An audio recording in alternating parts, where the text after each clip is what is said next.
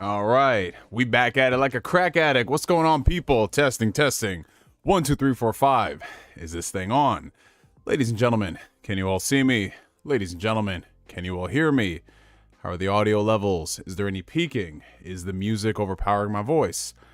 What's going on, people? What's happening? What's up, what's up, what's up, y'all? Back at it on a Wednesday. Not a Tuesday today, y'all, but a Wednesday, man. Tuesday night I got a little busy, so I was unable to come back to the streams, but I was like, yo, listen, we cannot go another week without an Ask Neo, man. I'm not going back to that. I am not going back to that cycle, because if I do go back to that cycle, I'll never hear the end of it. I will never hear the end of it. Straight up. But what's going on, people? What's up, y'all? Let me see. Let me just go check the chat. Start at the top. Who we got in here tonight? All right. Hold on one second. All right, we got a little bit of background music going. All right. Okay, so start at the top. Who we got here? Oh, we got the homie Jason. Let's go. What's up, Jason? Good to see you. Then we got the homie Flame. Like I mentioned earlier, Flame would be one of those people who would never let me forget it. They would never let me live it down. But you know what? I like that. I like people. Not to say that I like Flame, because I don't like Flame. I like the idea of Flame and what he represents. I'm just kidding. I love you, bro. Let's see. So we got Flame in the chat. Excuse me, but this isn't legendary. I'm working. You see, every single time I say something nice, Flame just reminds me why I should not be nice to certain people. I'm working on that for 2023. For those who don't know, yeah, that's a whole thing with this F Ninja Black Bond, that dude who might come into the chat and bully me tonight. But real quick, we got a $5 super chat coming in from the homie Flame. Thank you, bro. Neo, the court has found you guilty for against the Doki Dokis for spending Valentine's Day with someone other than Monica. How do you plead? I mean, man, listen, Monica, it is what it is. I found true love. I found true love. What can I say? And if Monica has a problem, she's got to take it up with my girlfriend, because she's Dominican, and you know how those Dominican women can be. But appreciate the super chat, Flame. Thank you. Oh, let's see. We got, wow, look at this. We got NiNTENDon the Otaku. Wow, so look at that. He high stepping right now. It's no longer Don the Otaku. He saw that Tears from the Kingdom trailer. He saw that Metroid Prime Remastered. He saw those Disney girl games in the Nintendo Direct, and he's just like, yes, sir. All right, he says, it seems that Neo has finally finished the year's supply of mayonnaise he's been eating for the last 2 weeks and decided to have an Ask Neo. Well, you know what the funny thing is, Don Otaku? I just bought a jar of mayo like 3 weeks ago, and I have not opened it yet.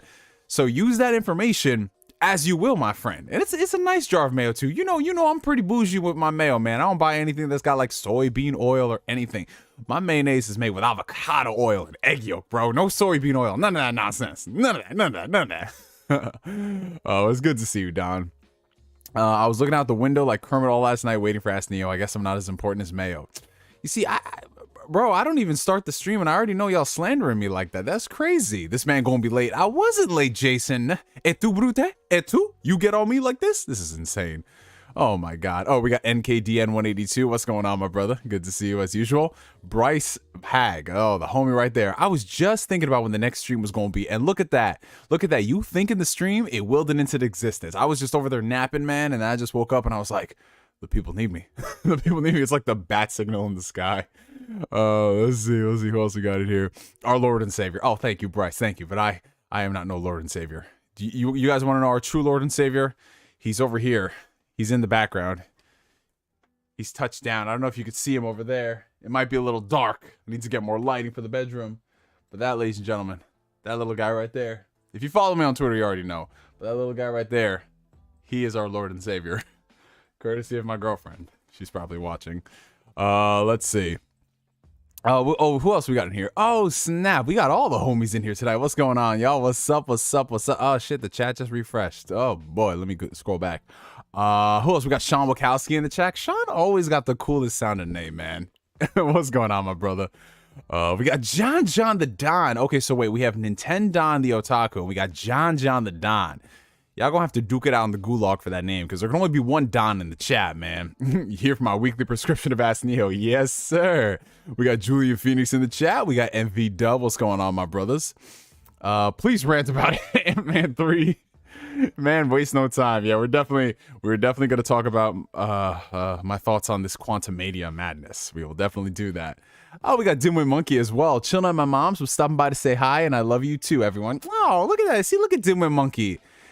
See, every now and then y'all can be wholesome as hell in the chat. Every now and then. Rant Avengers Infinity War post. Oh no, I would never. Well, post Endgame, yeah, I got some MCU rants in, but before that, I'm okay. Oh, we got David Biglad in the chat. What's up, my brother? We got Julian Harris. What's good, bro? Oh, we got the homie J World. Shout out to the homie J World, my brother. He just turned 30 years old a few days ago, you guys. So I want everyone in the chat to wish the homie J World a happy 30th birthday. He also goes by the name LaFoot4. OGs might remember him, and just for that, J World's gonna be looking like, man, fuck this nigga, bro. Bringing that up. But no, shout out to my homie J World. He just turned 30, man. And man, I feel that I'm about to join you in that world, bro. Just a few more months, less than 5 months, actually. Less than 5 months to go until the big 3-0, y'all. Let's see. We got Red Sage XXV. What's up, my brother? Oh, yeah. J-World says to hit the like button, y'all. If y'all are enjoying the stream, make sure you hit that like button. Helps out the channel tremendously. Let's see. Gang. Nice hoodie, though. Yeah, my brother got this for me for Christmas. This is a Grogu hoodie before they knew what they were going to call Grogu. So it's just called The Child. What does it say? The Child, the Force is strong with this little one. It's a cute hoodie. I like it. We got Jay Ransom in the chat. What's up? Audio is crispy. Audio is clean. Oh, we got KCube90 in the chat. What's up, Kwaku? How you doing, bro? If you miss a week again, should we assemble the Phantom Thieves and steal your heart? A bunch of men are going to come together to steal my heart? Hey, yo, listen, I feel so honored and humbled. But, fire for that. Oh, no. We're going to be back at it next Tuesday. Next Tuesday, 28th, definitely. We are not missing... Neo is not going to be on no milk cartons. No, I will not be on no milk cartons. We preach in the Professor Garlic supremacy. Yo, you know what the funny thing is about Professor Garlic? She sounds straight up like a Akira Toriyama character. Like, bruh, she sounds straight out of Dragon Ball Z. It's insane. Let's see. See, like I said, y'all, like clockwork, we have got this dude Ryan, aka Black Bond, aka Black Burai, aka I'm waiting for this dude to get banned on Twitter again. Twitter was just such a nice quiet place with Bond gone. Don't you guys realize that? Like, Twitter is just such a better place when Bond is not in the picture. And then he just bro, I could just be putting up anything like, yo, I just celebrate Valentine's Day with my girlfriend. He's like, oh, that's not legendary. Like, I'm like, man, yeah. But shout out to this dude Black Bond, fuck nigga. Legend of Trash Goon, and he's hating on Legend of Dragoon. He is hating on Legend of Dragoon. I'm not, you know what, man, listen. I'm not even getting into it. Shout out to Black Bond, though. Oh, we got KCube90 in the chat. I finished Transphobe Legacy yesterday. Jesus. Oh, yeah, I was still working my way through Hogwarts Legacy to Black Bond's dismay, of course. I know Dominican women can be crazy, but the food she must be cooking gotta have you eating like a king. Hey, man, listen. Your boy Neo is feeling good. Your boy Neo is feeling very good. That's why I've been going extra hard in the gym. Elon freed me on my birthday. I am immortal. Oh, Jesus. Unfortunately. I support Godwarts. That sounds like some type of STD, though, Bond. I support Godwarts? Hey, yo. Shoot, what kind of women you be hanging out with in Jersey, man? Damn, I thought you stopped hanging out with women in Jersey. I thought it was just PA and all that.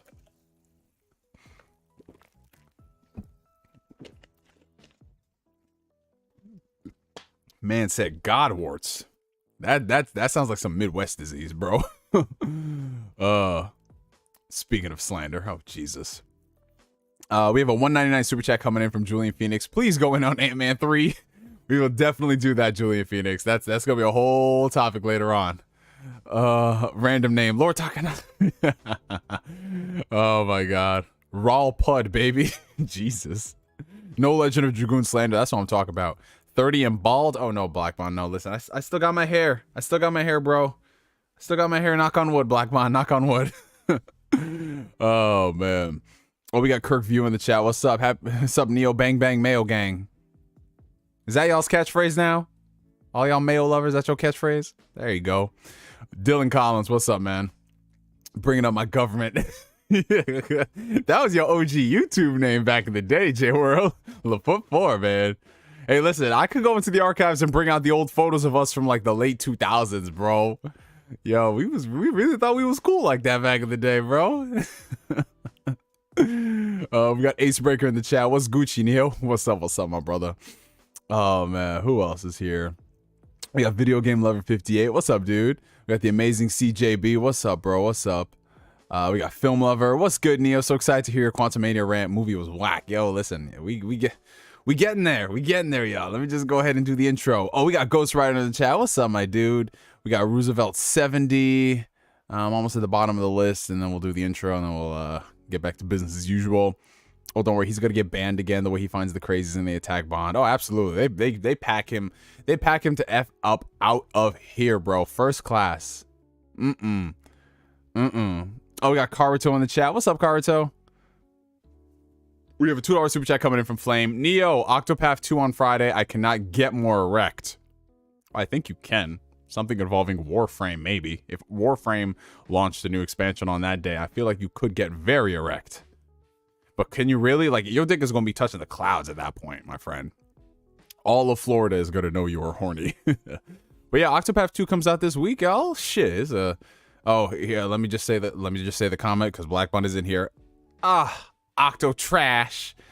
You know, I'm really happy for them Octopath fans, man. They're getting that sequel. I'm waiting for Flame's review on it, because Flame knows how I feel about the first Octopath game. I enjoyed aspects of it, but the grinding towards the midpoint and then the story's not converging kind of turned me off from finishing it. I got like 80% through the game. And now y'all know it wasn't just Tales of Arise. If a game is just not hitting for me and I'm already 80% through, I'm not going to finish it, bro. And Tales of Arise, that was that game for this year. Well, last year. All right, let's see who else we got. Oh, it's funny you mentioned Titanic, because my sister and I are going to go see that tomorrow afternoon. Julian Harris, hey bro, I wanted your opinion on this as someone who wants to get into streaming on Twitch. Would you recommend I spend the money to get a gaming laptop or a PC? Well, honestly, Julian Harris, I would say, first off, you got to work with what you got, right? First off, you have to figure out if you even like streaming. You got to figure out if you're going to be comfortable streaming for hours on end. Whatever that looks like, whether you're streaming games, whether you're doing just chatting, whether you're doing whatever. You have to figure out if you like that. Obviously, from a cost perspective, having a gaming desktop is more beneficial than having a gaming laptop. Having a gaming laptop is nice and portable, but you're paying more for portability and convenience versus horsepower. And, you know, you are going to be streaming in one environment. So unless you really need to move your environment constantly, just spend that money, get yourself a nice desktop. It doubles as a great gaming PC. It doubles as a great editing machine. And like I said, you're going to be using it for streaming. That's the primary purpose. You can do a lot with it, right? So your dollar will definitely go a lot farther with a gaming PC by comparison to a laptop. And if you need further indication why you shouldn't get a gaming laptop, ask our friend Jack Move Johnny, who's been through like 17 gaming laptops in the past year. Shit's crazy. But yeah, definitely go for the PC, bro. Oh, Wolong is on this Friday too. Jesus, bro. This year is not slowing down anytime soon. That's crazy. That is crazy. All right, who else we got? Let me just do quick shout outs and then we'll do the intro. We got Roosevelt 770. We got PS Rewind. What's up, guys? Oh, we got Mo Chocolate in the chat. What's up? Dominique Richardson, Otaku Underground, Jabari Jones, and Winter Fort Studios. What's going on, gentlemen? How y'all doing? And let's see, we got a $2 super chat from Mo Chocolate 9K. So hyped for Spider-Man 2 on PS5. My brother, I'm waiting for them to drop that trailer. Bro. It's been almost 2 years. Man. I need some footage. I need the footage. You know what the crazy thing is, though? That's like the only game from PlayStation outside of Factions 2 that we know is in development for PS5. We know there's things coming, but we don't know anything that's going to be releasing now. And I just need something, bro. I need something. We got $2 from Acebreaker. Why aren't you legendary yet? Oh, Jesus Christ. God, Black Bond. I'm pretty sure at this point, not all of y'all have went through all those damn games. I don't believe it. I don't believe it at this point. Oh, we got Pierre the Gamer in the chat. What's up, dude? And yeah, so those are all the... Oh, shit. Hey, coming in last minute, we got the homie Hard 8 Gaming. Oh, this is a perfect question. Do you play with those dolls in the background? Yo, actually, you know what, Hard 8? As you can see, I do play with the dolls in the background. I just don't take them out of the packaging. You know what I'm doing, man? I just take the box and I make them fight each other. So I'll get the Persona 5 protagonist, I'll get Yu Yu Hakusho, your Yusuke Urameshi, and I just make them fight. in the fucking boxes, man. Because that's what I do to make me feel alive, bro. Oh, man. But, oh, you know what I could do, Heart 8? I could make them fight against this Super Saiyan. What the hell was that? I have no idea what just fell on the ground, man. But I could make them fight against this Super Saiyan 4 Goku. I could definitely do that. Now, honestly, y'all, look at the detail on this Goku. Look at that man's face. That shit pretty clean, bro. I ain't even gonna front. But yeah, I think that's just about everybody. That is just about everybody who's joined the stream before we do the intro. So we might as well get the intro out of the way. Where the chat keeps refreshing. Hold on. Look at his face. Pause. Yeah, oh, Hardy, why are you looking at another man's face in the first place, bro? Jesus, bro. I told you to look at his face, but you're actually looking at his face? Hardy, stop it, bro. Stop this shit. Oh, man. Nah, yeah, that's a cool figure. I got it from, Shut Up Gabe. He got it from me from Christmas. I think 2 years ago. So, yeah. Is this Mr. T? No, don't do me like that, Black Bond. Don't do me like that, Black Bond. That man went to E3 and put the dolls on people's shoulders, and he did voices for interviews. Don't not do me like that, Black Bond. Dude, Black Bond, I take offense to that shit, bro. That is like the worst thing you've ever said to me. And you said some fucked up shit. Oh, you see what I got to deal with? See what I got to deal with, man? I just be minding my business. I just breathe. And people just attack me for no reason, bro. I didn't do nothing.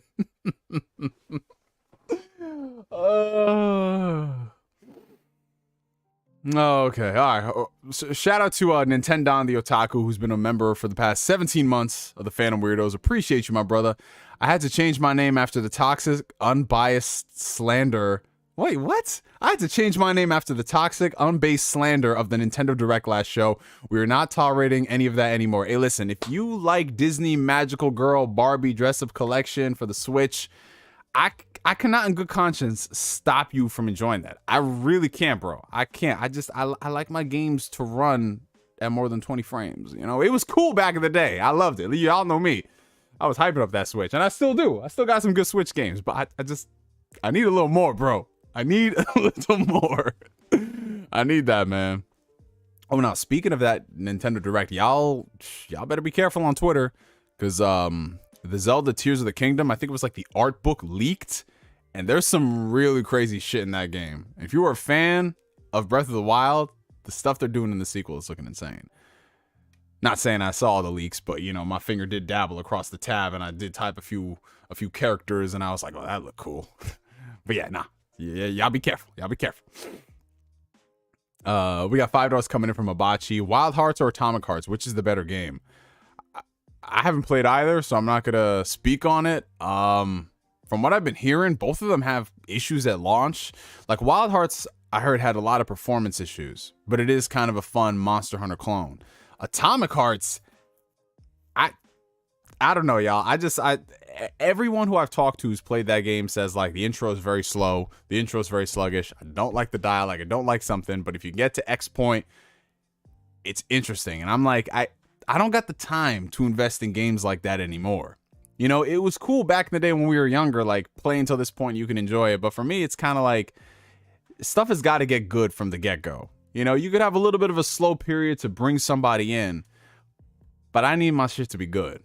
Because that couple of hours I could be spending on that game for it to get good, I could spend it on something else and enjoy that a lot more. So, I don't know. Maybe further down the road when I literally have nothing to play. Because right now I'm going through Hogwarts Legacy. I want to finish that game up. And then after I finish that, I'm going to dive into Yakuza Like a Dragon Ishin and go through that. And I know I'm going to enjoy my time with that because, you know, I've been waiting to play that for like 10 years, bro. I'm playing Atomic Hearts now, and this dungeon's been going on for over an hour. You see that? Jesus. Zelda Tears of the Low Frame Rates. Shit was fire, you hating. Oh, listen. NienTenDon, if you love the Nintendo Directs, if you like it, I love it, bro. Go for it. What's up, Kramer Jones? What's up, Valkian24? This man fresh out the gym. I see you, bro. We got $5 coming in from Flame. For real, though, Warframe just announced the next expansion showcase for next week. So, yeah, I guess fighter jets in Florida will find a giant white monolith today. I could see that, bro. Hell yeah. Hey, we got Corey Griffin going in the chat. Hey, nerds, weebs, and mayo eaters. I will say, this entire chat, you guys have probably collectively typed mayo more than I think most people in the world have typed mayo ever. Like, I'm just looking at it like at least 15 of y'all have done that. Jesus. But anyways, before we get further into this, we got to do the intro. What's going on, people? Welcome to another exciting installment of Ask Neo. If y'all are tuning in for the first time, Ask Neo is my weekly Q&A series, weekly Ask Me Anything series, where you guys ask questions and I answer them to the best of my ability. There's no real flow or structure to the show. It's basically just chatting. But I do want to direct y'all's attention to the video description because we got a couple of links of interest. Basically, the places in which you guys can follow me on social media.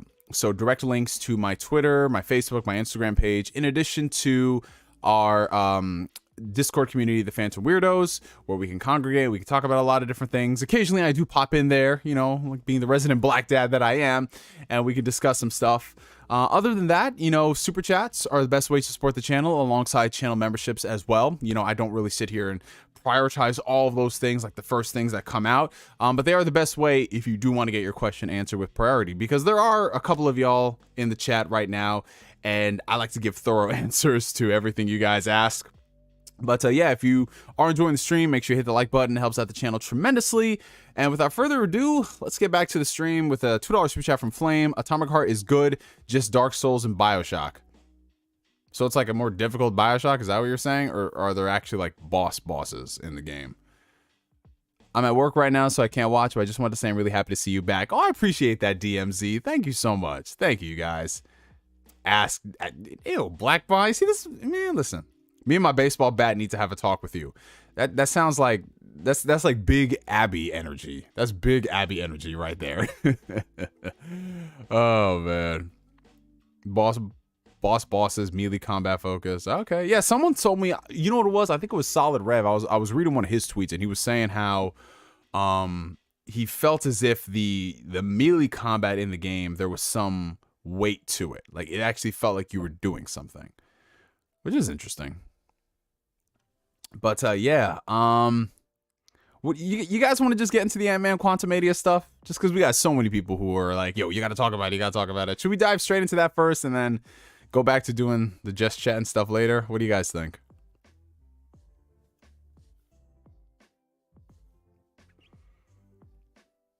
That's intriguing. Jared Little voice, intriguing. At the gym now, but gonna have Ask Neo running in the background. Look at my man Gian-GianThaDon. He making those gains. Making those gains. You love to see it. That's what's up, man. Yeah, let's do it. Yo, Jason said that with all the energy of a shonen protagonist. It's colorful. I'm glad my girl said no to seeing Ant-Man, to be honest. Damn, she said no? Oh, I wonder what that conversation was like. Was she was just like, nah, I don't want to see it look corny or what? If PS5's best girl isn't Makoto in your eyes, I'll just cry. Yeah, listen. Y'all already know who best girl in Persona 5 is. Listen, y'all know this. Y'all know this. Y'all know this. Y'all know who it is. You swung a bat like Joel. Like what, Joel in the Last of Us show? I'm at the gym now going super. See, look at this. Man, my brother's in gaming arms. I love it, man. How's that Legend of Dragoon on PS5? Pretty decent so far. I'm about an hour into the game. Still like in the opening sections, but... man, I missed it. It's been like solid like 12 years since I replayed Dragoon. So, yeah. It's very good. But I did hear from one of our homegirls, because she's playing it like a crack addict right now. And Black Bond, he's just going to be like, you see, this is why you should stay legendary. This is what happens when you're not legendary. I did hear there's some issues on the PS5 in terms of like minor bugs and glitches. Like she was saying during one of the attacks, like the game will freeze up for 15 seconds, but don't turn off the game because then the game will go... because the game will resume after those 15 seconds. So if she's saying there's issues like that, I might just wait for a patch. And like I said, I should have saved that until Black Bond is out of the room. Winterford Studio says, I thought Atomic Heart was like if Nier Automata was an FPS game instead of a hack and slash due to the robot designs. Yeah, I mean, it gives off that weird vibe, which I do like. Cocaine Bear this Friday. Yes, sir. Cinema returns. Will you ever make a video about Xenoblade 3 like you did for Xenoblade 2? Yo, honestly, I think I might have to, bro. Because with that new expansion coming out, there's a lot of stuff to discuss with Xenoblade. Okay. All right. So let's talk about anime, you guys. Okay. Just letting y'all know this right off the bat, we are eventually going to dive into a spoiler discussion for Ant-Man and the Wasp: Quantumania. I'm going to try my best to speak around spoilers for the first couple of minutes, but we are eventually going to reach a point where I in order for me to speak about the stuff that I want to speak about, I'm going to have to reference some things. But if I'm being honest, there really isn't a lot of crazy stuff to spoil in this movie that you haven't seen in the trailers. That's the thing about the second trailer of Ant-Man. They kind of really spoiled a lot of the stuff that goes down, especially the final fight, or at least one of the aspects of the fights. So the only real juicy stuff is going to be the post-credit scenes, because there's 2 of them. But yeah, let me just set the scene, set the picture for y'all. I'm actually a big fan of the Ant-Man movies, at least the first 2. I know for a lot of people out there, they either love it or hate it. Some people really enjoy it because it's kind of like the breath of fresh air that the MCU needs when you're not doing the crazy like Avengers level things. Other people hate it because they feel like it's upscaled Disney Channel original movies that focus more on the comedic aspects, and there's not really any. It doesn't feel like your typical superhero movie. Me, myself, and I, going into the first Ant-Man movie, you guys remember, I thought it would be the stupidest thing in the world, and I came out enjoying it for what it was. You know, I liked the cast. I thought they were pretty likable. I thought the humor was pretty decent. And, you know, it was a nice change of pace compared to, like, your Winter Soldiers or your Guardians of the Galaxies or your Age of Ultrons and all the stuff that came out surrounding it. Second movie, same thing. Especially after Avengers Infinity War, we kind of needed a little bit of a palate cleanser because that movie was so bleak. You know, towards the end, it's just kind of like, where do we go from here? And then you have this nice little funny romp that is Ant-Man and the Wasp. You know, sure, is it not the most intricate thing in the grand sense of the MCU? Of course, you can make an argument for that, but at the same time, sometimes you just want some goofy hijinks in a heist movie happening. Now, Ant-Man and the Wasp: Quantumania, on the other hand, is kind of trying to rectify what the previous movies did or didn't do for some people. So this movie, depending on who you talk to, it might be the best Ant-Man movie, considering it's actually doing something that is more impactful to the universe. It's actually pushing it forward, rather it be like just its own little pocket thing, its own little pocket fun adventure, which for some people, I can see them liking the movie. Me, myself, and I, on the other hand, I really wasn't a fan of them taking Ant-Man and trying to make it into this bigger, more grandiose adventure, right? Because to me, that's never really been what the Ant-Man character has been all about. I mean, just look at him. Look at the character of Ant-Man. Look at his supporting cast. It's not like it organically grew to that level. It just suddenly went there, right? You have to be very strategic when you make moves like that with certain IP, because it can either go one way or another. Either it can transition very well, or it can just be like, why did we do this in the first place? And that's where I kind of land on Ant-Man and the Wasp: Quantumania. In fact, I'm not even going to call it Ant-Man and the Wasp: Quantumania because the Wasp has little to no part in this movie at all. They probably just kept it for branding, but I think that's a major disservice to the character of the Wasp and Evangeline Lilly. In fact, a lot of characters do get major disservice in this movie because they're underutilized. My biggest problem with Ant-Man and the Wasp: Quantumania is, again, it's a growing trend that's been going on with Phase 4 Marvel content, not just the movies, but the TV shows as well, right? They're trying to set up this grander universe. They're trying to set up the future of the MCU, or at least what they're doing with this phase, the multiverse saga, right?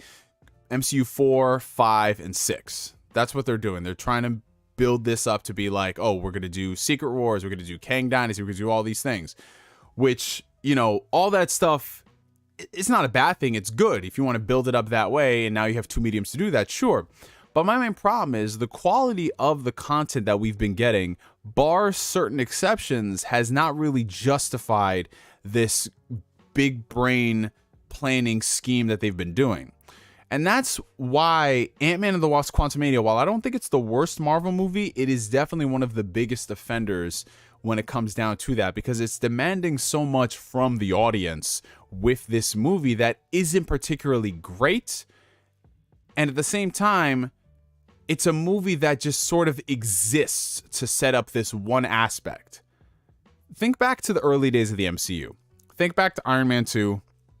Think back to, you know, aspects of Avengers Age of Ultron. You know, some of the biggest complaints people had were, you know, these movies are really only there to set up the future. I mean, sure, arguably, sometimes they had good aspects to them, but as a whole, they were pretty much inferior compared to their predecessors and what they could have done. That's exactly what we got with Ant-Man 3. Nothing about the movie itself has its own identity, right? The things that you would expect in Ant-Man movies are here on paper, but execution is just completely non-existent. It literally shows, it feels as if everybody showed up on set just to do the same thing that they've done over and over again, but they're not giving them anything new to work with. It's just literally we're showing up to do Ant-Man. That's literally what it is. The script was completely devoid of character. It was devoid of charisma. It was devoid of all the like low common denominator pleasing aspects of the MCU that, like it or hate it, it exists. So, you know, a lot of people have issues with the MCU in terms of like its humor, in terms of its appeal.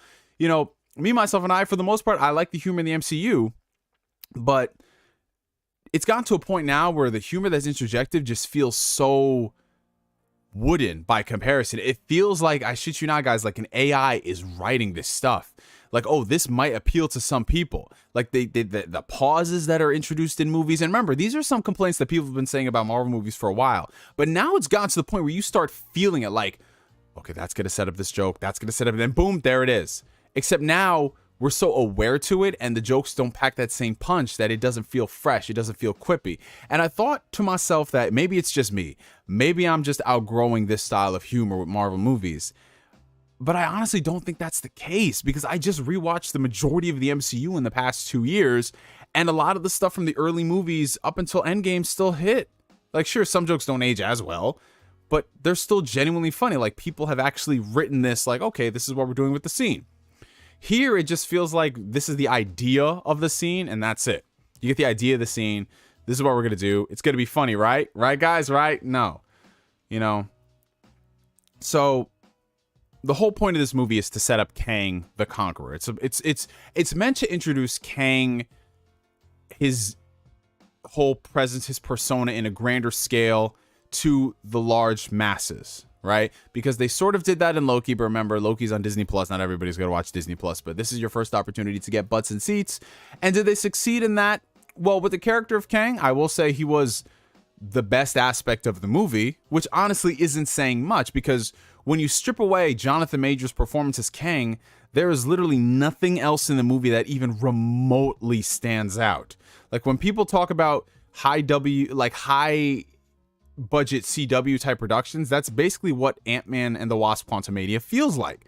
Nothing about the movie stands out in the sense that, like, this is a $200 million blockbuster. You would expect some stuff to be like amazing visuals, amazing scenery, amazing CGI, amazing. None of that.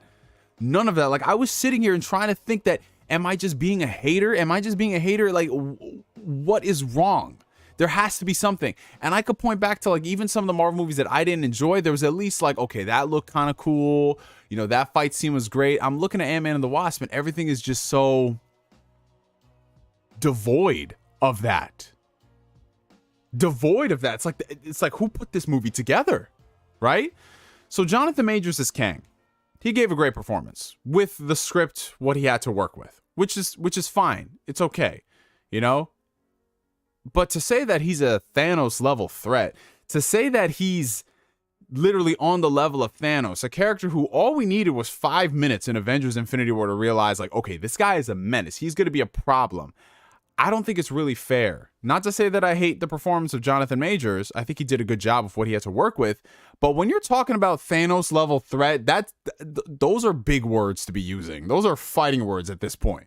Like, Thanos is a part of the pop culture. That's how much he ingrained, like, that character's appearance in one movie at the time, how much it ingrained in pop culture, if you use that as like a test, right? Kang here is cool, but the most menacing stuff that he does, I shit you not, it's no different than what Kylo Ren did. It's no different than what Kylo Ren did in The Force Awakens by using force push and force to stop people in place and say threatening words. Like, that's it. Like, that's who we're supposed to be afraid of. But with Kang, it's more about the aspects of the future and what people are excited of, which again is a problem that I'm having right now. But it's just, we'll get to that later, right? Most of the supporting cast of this movie is sidelined, right? Most of the supporting cast doesn't have anything relevant to do in the movie. So I'm wondering, like, why in the world did they even come into the quantum realm in the first place? And I appreciate all the super chats, you guys. I will get to that after we finish up here. But thank you so much, Blue Senchi. Thank you so much, Robert Slade. Hank didn't have to be in the movie at all. He's really only there to react to stuff in the quantum realm. Like, holy shit, this is crazy, right? And he's there because of plot convenience for one scene in the movie. Cassie Lang is just there to set up the Young Avengers. That's literally like similar to like America Chavez and Doctor Strange: The Multiverse of Madness and Riri Williams. Like, Marvel is just introducing these side characters, like the stuff that we hated in the previous movies because they had to get a character in there, so we're just gonna put him in there. They're doing that again. So they're just there just to say one or two things, and then boom, you're gonna show up later in a Disney Plus show or in a new MCU movie, right? Cassie Lang, and that's the thing about it. Like, Cassie Lang, I could have seen a really good dynamic with her and Scott. Like, the fact that, you know, Scott has been displaced for the past 5 years. Like, what does that world look like where his daughter has grown up and she's in this pivotal point? And the movie, it sort of hints towards that being a part of their dynamic, but it never really sticks the landing. It never really goes to where it should to justify that even being introduced as a potential bridge between the characters, right? So there's little to no development for them. Evangeline Lilly, the Wasp, has literally nothing to do in the movie. Absolutely nothing to do in the movie, save for one scene that she's there to, you see it in the trailer, half of it. She's there to save Scott. That's literally what it is. She has nothing to do in the movie. The only real characters that have relevance and significance to the story that are side players that aren't Ant-Man is Janet Van Dyne, because she had a relationship with Kang and she knows him, and that's basically it. So the entire supporting cast, like, you literally didn't need them to be in the movie because they don't have anything. They don't have any memorable lines. They don't even have any funny quippy lines. Like, it's just, they're there for the sake of having the Ant-Man family all be tiny in the quantum realm. That's it. That's it. That's it. That's literally it. That's literally it. The whole premise of the movie is they go into the quantum realm, and there's this thing that Janet did to Kang to stop him from being Kang, and they have to go and make sure that he never gets that until Kang becomes too powerful, and he forces them to do that, and now they have to find a way to defeat Kang. Like, that's the basic plot of the movie. There's like no twists and turns. There's nothing even remotely interesting to keep you. And like I said, like, these Marvel movies ain't the deepest thing in the world, but on some level, it's kind of like you can play a lot more with that, but everything about the movie is safe. Everything is safe from the humor. Everything is safe from, like, you think this character is going to do that, they're going to do that. And I get it. You know, I'm not expecting everything to have twists like Captain America: The Winter Soldier. But at this point, guys, we are 31 movies in. 31 movies in. And we're getting quality from these movies that just doesn't feel like it should. Like, to me, the reason why I'm harping on this is that while it's not the worst MCU movie, there was a bar for quality with Marvel films. And now the bar keeps getting lowered and lowered and lowered and lowered to the point where it's like, well, you know, this Marvel movie wasn't as bad as the last one, and it wasn't as bad as that one before that.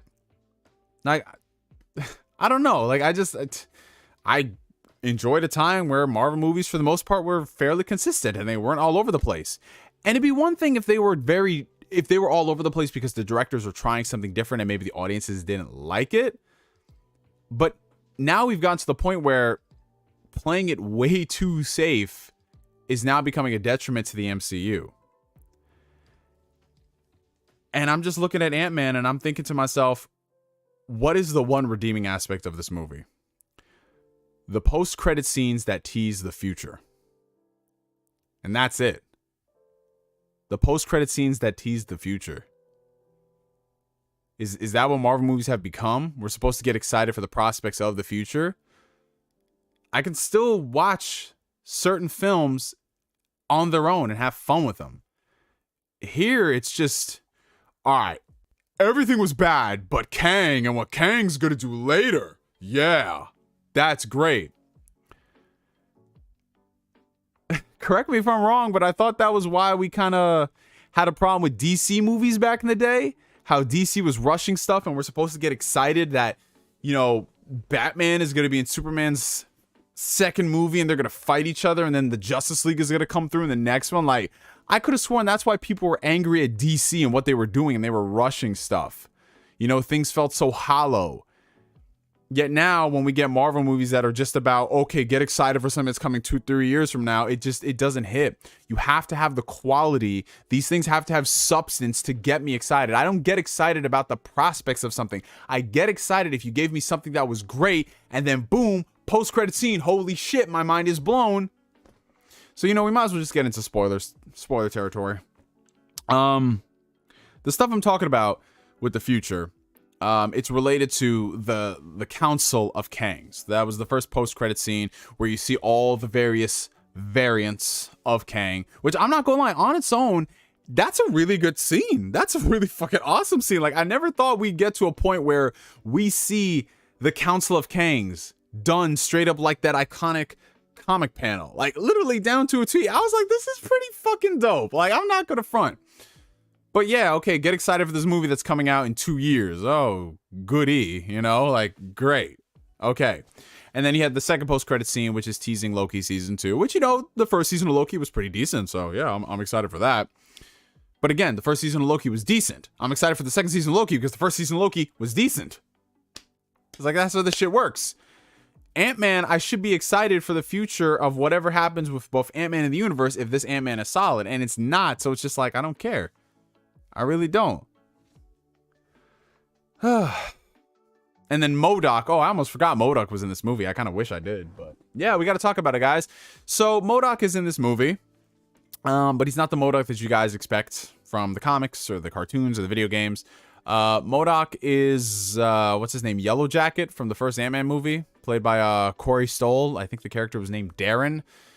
And he's just literally there as a goof. He's just there for comic relief. And again, I don't have a problem with a character being there for comic relief if the character is funny.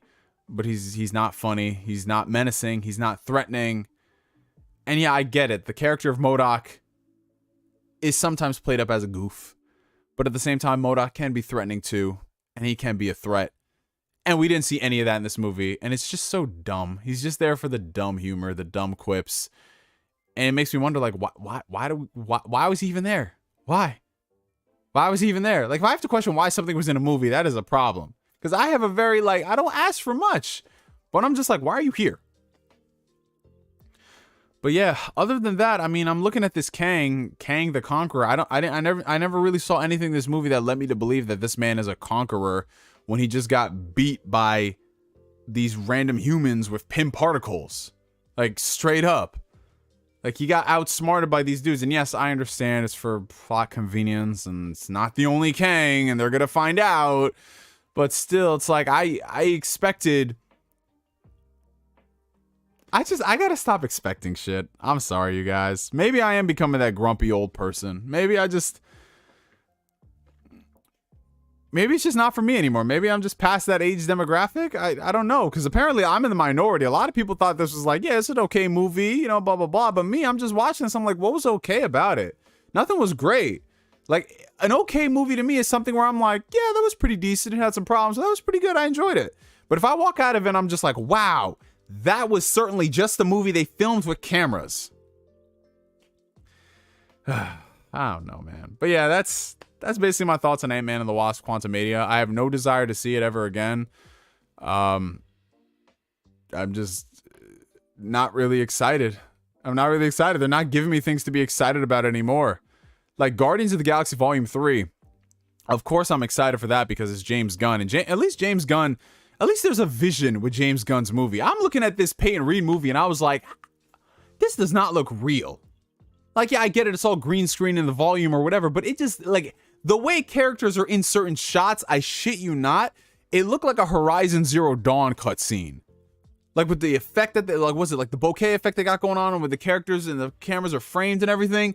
It just did not look real, bro. Like, I didn't believe that any of these actors were really on screen together. Like, if there was more than, like, 3 people in there, I'm pretty sure they all shot them on different days. Like, it looks so off, bro. Like, there's this one shot in the movie of Ant-Man, the Wasp, and Cassie. And Ant-Man and the Wasp were close together, and like Cassie's a little further on. It just looks so awkward, bro. But yeah, like I'm excited for Guardians of the Galaxy Volume 3 because that's the end of the road. James Gunn is always consistent. But everything else, I want to get excited. I want to be excited for the Marvels. I want to be excited for, you know, the next 2 Avengers movie, but nothing that they've done has really gotten me excited for the future. Like, guys, think about this. Unless there's another delay, we have an Avengers movie coming out next year. Or was it like in 2 years? Yeah. In 2 years, we have an Avengers movie coming out, which means they start filming it next year. What have they really done to hype us up for that? With the current cast of characters we have now. With the current cast of characters and the stuff that they've got going on, how are we supposed to be excited about that? At least with Phase 1, you had some good to decent movies, and it was a ragtag group of people getting together to fight this threat. But when you have shit like the Kang Dynasty and Secret Wars on the agenda, and the stuff that they've put out doesn't really get you excited with the new batch of heroes, am I missing something? I don't know. Like, I don't know, man. I don't know. Maybe Thor Love and Thunder just fucking broke me, bro. Maybe Thor Love and Thunder broke me to the point where I can't have the blind faith anymore, because the stuff that we're getting just doesn't feel like it's director driven anymore. And I know people have said that before for years, but it just feels as if they have this machine working on these. You know what it is? Oh my God, this is so fucked up. Oh my God, but it makes sense. Save for certain sequences in Phase 4, a lot of the stuff that's been output in Phase 4 feels like an Ubisoft game. It's like, it checks notes. It hits certain beats. It's got that. It's got that. I enjoyed it. But nothing about it stands out on its own. Nothing about it is particularly iconic. That's funny using that with Ubisoft. Nothing about it is just like incredible. Like, wow, we have never seen that before. In some cases, it doesn't feel cohesive. Oh, Jesus Christ. Is Marvel becoming the Ubisoft? Oh, my Lord. Oh, Jesus, bro. I'm thinking about it now, and it's like, oh. If you had to pick Love and Thunder or Dark World, I don't know. I would say which one's shorter, but I just don't want to watch either. Like, I don't. Okay, I'll take Thor: The Dark World, because at the very least, it's not stupid humor 24/7. Because that's what Love and Thunder was. Stupid humor 24/7. Like, I can't with that. Feels like they were made by an algorithm. Absolutely.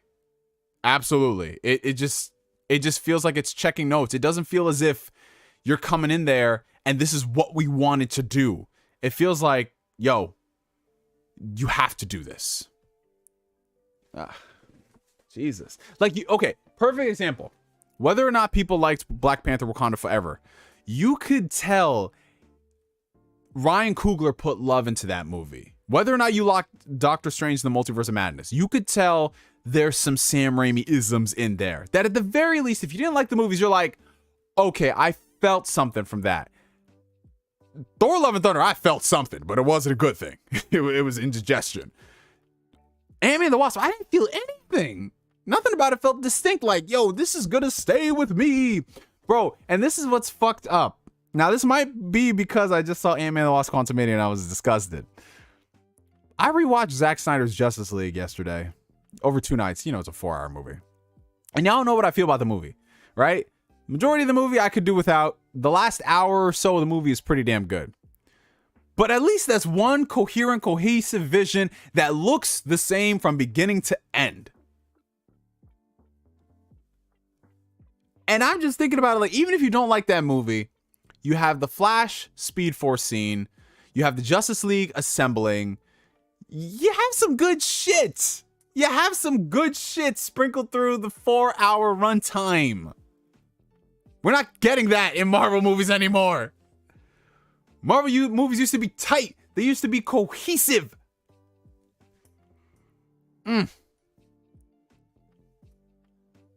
Like, yo, I'm more excited for the shit DC's got coming out. Like, man, what a time to be a Leaf.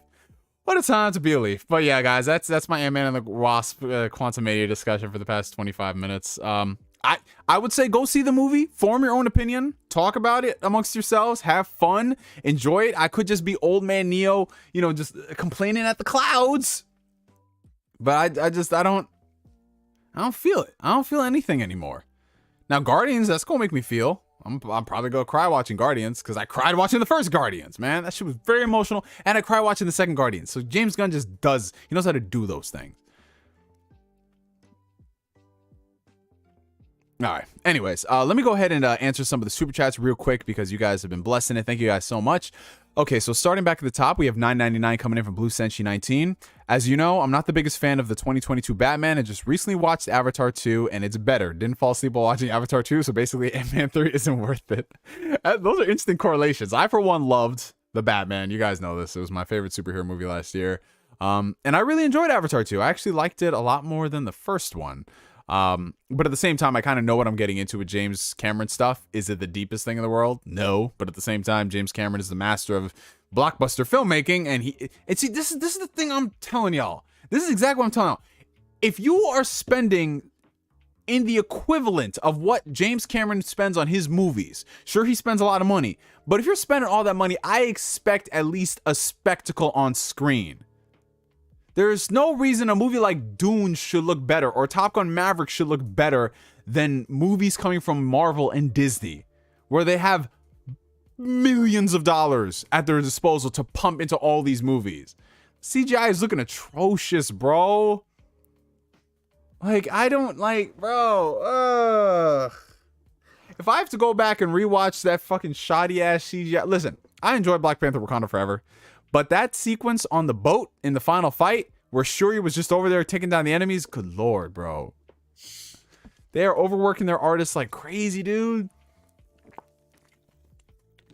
And I'm not trying to make this a rant about how, like, yeah, you know, Marvel should pay their workers. They should. But my whole point is this. As a consumer, as a viewer of entertainment, as someone who spends money going to the movie theaters, as someone who owns a 4K TV, 4K Blu-rays, and a sound system, I want that shit to look good. And it doesn't look good. So now you're compromising my experience. Ugh. Man, listen. I don't know, man. I think I'm at that point now where I'm just going to stop. Unless it's something I'm looking forward to, I'm going to stop seeing Marvel movies opening weekend. I'm just like, not. Until they get shit under control, bro. Until they get this shit under control. Steer the ship. Kevin Feige, wake the fuck up, bro. $10 super chat coming in from Robert Slade. One of my favorite moments of humor in the MCU is in Winter Soldier, where Captain America and Black Widow kick that Hydra agent off the roof and they go over dating options. It didn't feel forced / routine, and it was a good surprise. That's what I'm saying. That's what happens when you have competent writers working on these movies. And you have writers who are able to what's the term they use? Work off one another. Like, okay, I want to make this joke, but I don't really know how it'll land. And then boom, I have this. So they'll have the beginning of the joke, they'll have the end of the joke, and it'll make it work. Like, shit like that just makes sense. Like, humorous moments do not have to sacrifice the entire scene. You don't have to set it up for an entire scene. Like, honestly, when I was watching Thor: Love and Thunder, I was waiting for them to look at the camera and just wink in my face. Like, we gotta change the topic, bro. I'm just getting too angry right now. Oh, man. I hope y'all got something from this rant. $2 super chat from Julian Phoenix. Kang should have offed Hank Pym and his wife. Kang should have done damage. Kang didn't do no damage in this movie. What damage did Kang do? Okay, so we're back on spoilers, but there's this scene where Kang is like obliterating all these random people. You know, there's just a bunch of random people in this movie. He's obliterating all those people, and he only kills one person that we see. Like, sure, you see some stuff in the background, but he kills one character that we can identify with. And there was this other chick who he literally, he stopped her spear Kylo Ren style. Like, you remember in The Force Awakens, one of the scenes where you're just like, yo, that's a bad dude. When Kylo Ren stopped, I think, what was it? Poe's bullet, right? Where he stopped the bullet midair. Like, that shit Kang did in this movie, but instead of doing the thing that we all thought he was going to do, where he reverses the spear and throws it back at him, it's like, no. We're the MCU. We can't get gritty and violent. We can't do that. Listen, Sam Raimi, we let him do it because he has pedigree, but we can't do that. So he just drops it right there, and I'm just like, Jesus Christ. You can't even give me that in the movie? Talk about, yeah, Kang's on the level of Thanos. Oh, stop it. Stop it, bro. What the fuck did Kang do? Oh, he broke Ant-Man's helmet. That's something. Oh, we got $9.99 coming in from Static Glock. My boy. My boy. What's up, my brother? Thank you.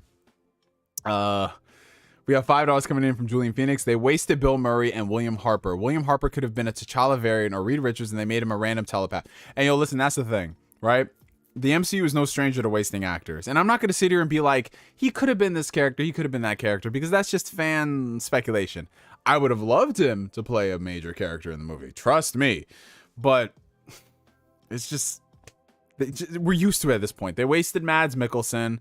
They wasted, who is it? Bill Skarsgård as a random Eternal villain. Can we just get off this topic? Because I'm just getting angry at this point. And there's liquor near me, so I don't want to deal with that. We have a super chat coming in from the homie Jason, who's been a member for 14 months of the Spirit Detective tier. It kind of feels like they're still continually trying to tease and set up the multiverse when they should already be fully into it by this point. Dude, that's what I'm saying. Like, what other projects do they got coming out that are really going to be about the multiverse at this point? Like, we had WandaVision that tiptoed into it. We had Doctor Strange that opened the floodgates. Both Spider-Man and Loki did their thing. Now we have this movie. Like, there's really not a lot of content coming out soon outside of Loki season 2 that is going to full on thrust us into the multiverse like all of these things have. So I don't know. It seems like all the other stuff they have coming on out, from like Captain America to some of the other stuff they're doing, it seems more like they're setting up other stories. Like, you know, there's the rumored conflict with Vibranium on a worldwide scale that might play a major role in the future and stuff like that. But multiverse stuff, I don't see it. So yeah, it just seems like, yeah, we're still building it up and everything. I'm like, show us. Because you know what? Here's the thing I'm gonna keep bringing up. Marvel built up towards the Infinity Saga, but that shit was in the fucking background. It's like, oh, there's Infinity Stone in this movie. Oh, there's an Infinity Stone in this movie. Ah, yeah, but you know, they play second fiddle to the stuff happening in the movies. Now it's like, hey, here's the icing. You want cake? Just eat the icing and maybe have a sprinkle or two. No cake for you. So I guess it's true. The cake is a lie at this point. $5 super chat from Mabachi. They say Spider-Man will lead Avengers in Kang Dynasty. What are your thoughts on that? I want Spider-Man to just like be Spider-Man for a couple of movies, bro. I don't need him to lead no teams. I don't need him to do anything, bro. I just want a small scale Spider-Man movie about Spider-Man doing Spider-Man shit that doesn't involve all this stuff. But sure, you know what? Sure, throw him into that. He's suddenly gonna be mature and know how to lead. All right, fuck it. Like, do everything at this point. Like, they're breaking me, guys.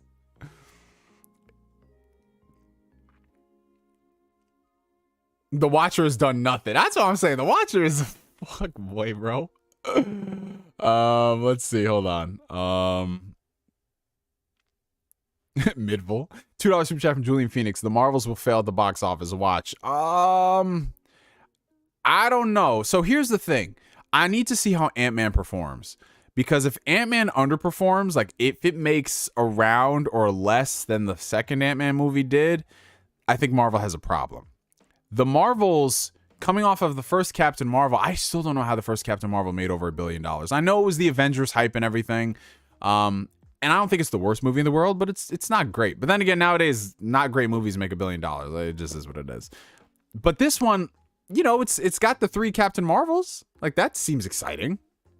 We'll see how it's handled, but I don't know. Will it fail at the box office? It depends. Like, what is failure? Like, if it makes its money back, sure. And honestly, like, outside of the Eternals and maybe like the Incredible Hulk, like has an MCU movie really failed? I mean, because you can't really count like pandemic era stuff, because you know everything failed unless it was like Godzilla and then Spider-Man came out of nowhere, and then Top Gun.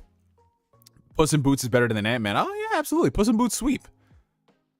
$4.99 from Blue Senchi. Check your Instagram DM. This had me dying of laughter. Hope you like it. I am checking it right now, Gustavo. Let's see. 1 second, Mr. Bravo.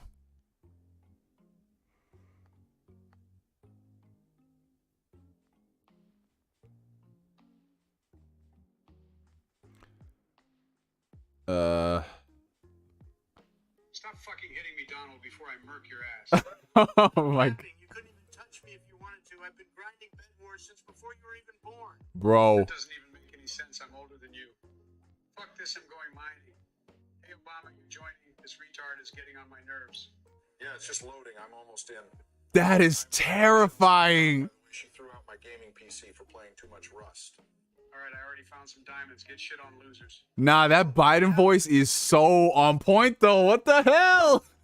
Yo, AI voice is crazy. So for those who don't know, Gustavo Bravo sent me a TikTok of Biden, Trump, and Obama playing Minecraft, and it was using AI voice technology, so it just replicated their voices and stuff. Yeah, that Biden shit was on point. But that at the same time, it was too accurate to Biden. Well, no, at the same time, it wasn't that accurate. Now I think about it, because Biden would speak much slower and stumble over his words. But that was a good video, bro. Thank you.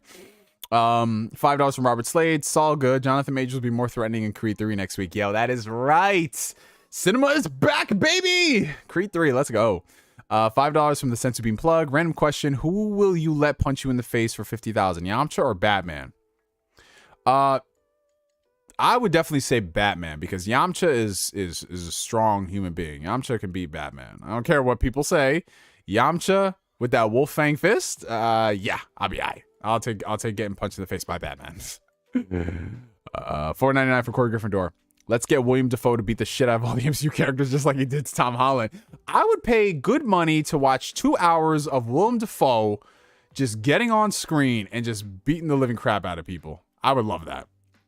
$4.99 from Static Glock. Thank you, bro. We hopping on the DC hype train.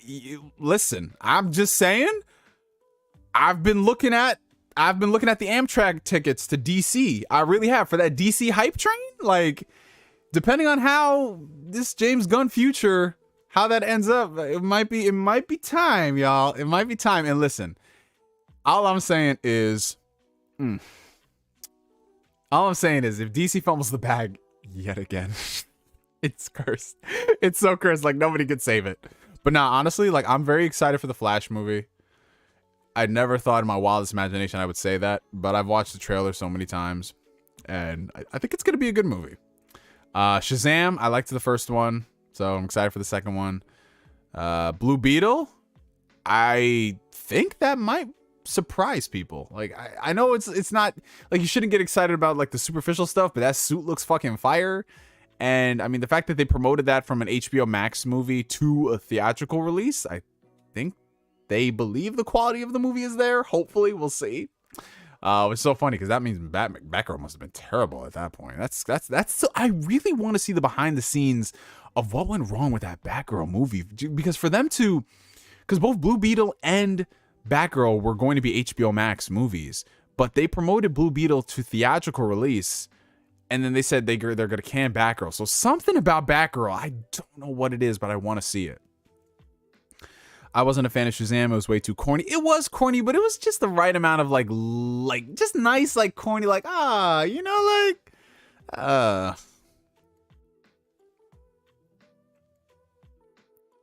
I mean, we'll have to see Otaku Underground. I mean, what looks whack for us could be very successful for the company as a whole. And let's be honest, like DC and Warner Bros., they need a couple of W's right now. And James Gunn has delivered W's, like the Guardians movies from Marvel took literal nobodies to the general public, propelled them into stardom. Suicide Squad, while it wasn't a financial success because of day and date HBO Max and the pandemic and the last Suicide Squad movie, it was very successful critically and with fans. Peacemaker broke a lot of ratings for HBO Max. So yeah, it seems like Gunn is the person, at the very least, to give you something different. And at the same time, he is still giving you Superman, and he is still giving you Batman, and he is still giving you the things, the pillars. He's still giving people the pillars and the stuff that they want. So I think the slate is all encompassing, which is very good. It's not just like Batman, Superman, Wonder Woman all over again. It's like you'll get Batman, you'll get Superman, and then you'll get all the weirdo shit. And then we'll build up towards the other stuff, which I think is the right thing to do at the moment. But the important thing is they have to make sure that all the weird shit is at least good enough to get people invested, because that's the important thing. It has to be good enough, and it has to be financially viable. And I think if they budget those things accordingly, they shouldn't have an issue. Like the Creature Commando or whatever, that should not be no $200 million production. They have to make sure that they're saving the big money for the big temples, and all the other stuff is just priced accordingly. Because if you price something accordingly and you scale up accordingly, you can make something viable, as opposed to spending X amount of money on something you really didn't need to. Neo, are you gonna go watch Demon Slayer? Oh, by the way, guys, so we're done talking about Ant-Man. We're done talking about Ant-Man for a while. I know, because some people were like, yeah, what do you think about this and that? So we're done talking about Ant-Man. We're done. Spoiler discussion is over. I'm not going to discuss any more spoilers, so we can just get back to the regular chatting. So go ahead and ask your questions. Also, ask your questions again if I didn't answer them during the Ant-Man rant, because, you know, I had to go in a bit. Let's see. What do you think about the rumors of Grant Gustin becoming the new Flash? Personally, I would love it, but I doubt it would happen, and Blue Beetle is hype for me as I love him from Cobra Kai. Yeah. The kid from Cobra Kai is going to be Blue Beetle, which I think is awesome. But honestly, here's the thing. I love Grant Gustin. I really enjoyed the first couple of seasons of The Flash. You guys know this. I was a big Flash stan. I love season 1. I love season 2. Season 3 started to get really weird, and I just jumped off a cliff after season 4.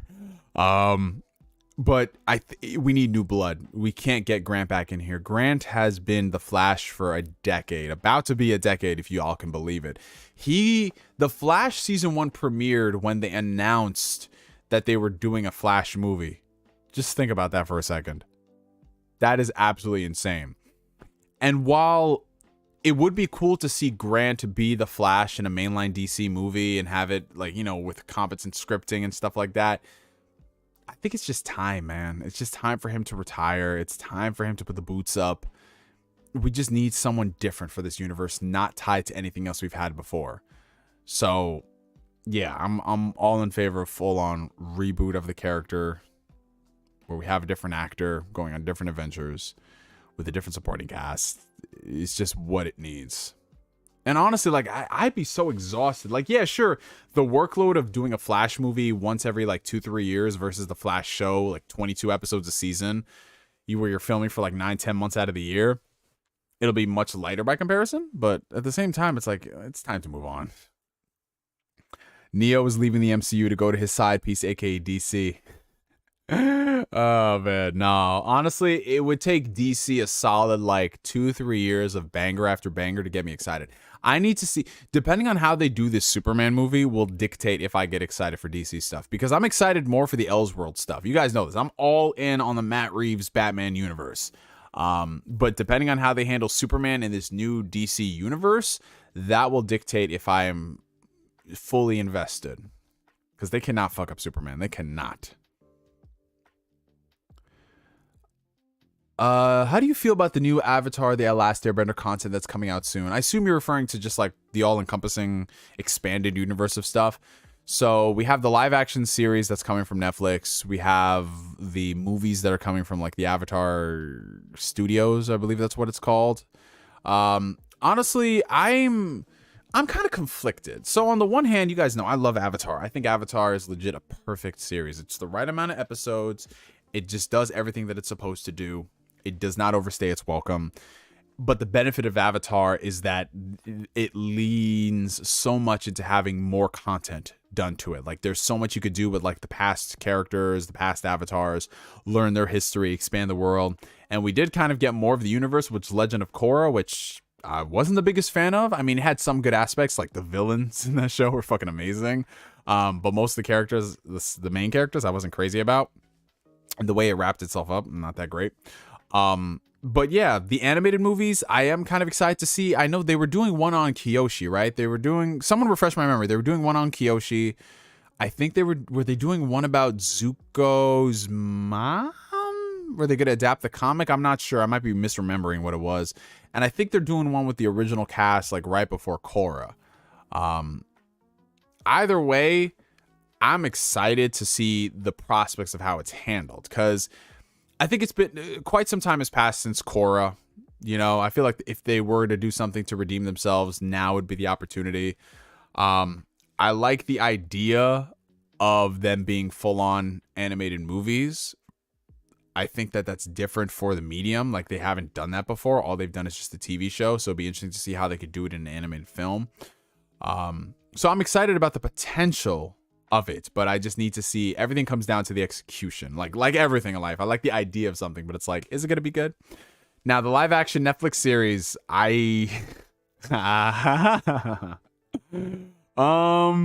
well, it can't be as bad as the M. Night Shyamalan one, but at the same time, when it comes to live action stuff, like, very rarely do we get a live action adaptation of anything that is legitimately good. Like, the best of which you could say is The Last of Us, which, you know, even then people have some problems with it, myself included. But for the most part, live action adaptations of cartoons and anime, save for a few small exceptions like Rurouni Kenshin, they're not that great. So I am willing to be proven wrong, but as it stands, I'll wait for a trailer. I'll see how they handle some things. Let's see. Yeah, that's where I kind of tuned out of Korra. Like, I dipped in and out of Korra after that point, but, you know, that was mainly because of the strength of the villains.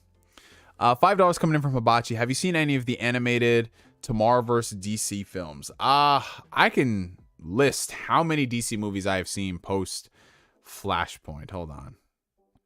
DC animated movie universe. Okay. All right. So I saw Justice League: The Flashpoint Paradox. I saw Justice League War, Son of Batman, Throne of Atlantis, which is where I just kind of tuned out for a few years. I saw that movie. I was like, that is disgusting, bro.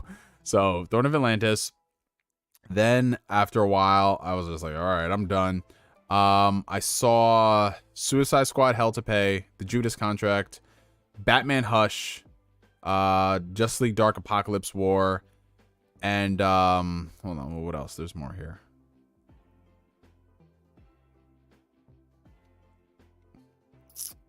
I didn't see the Constantine one.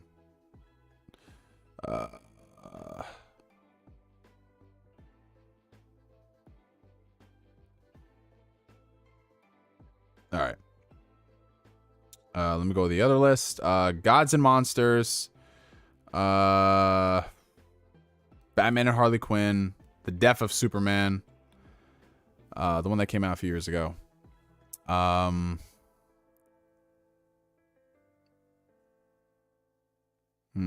So the only Tomorrowverse things that I've seen have been The Long Halloween. That's it.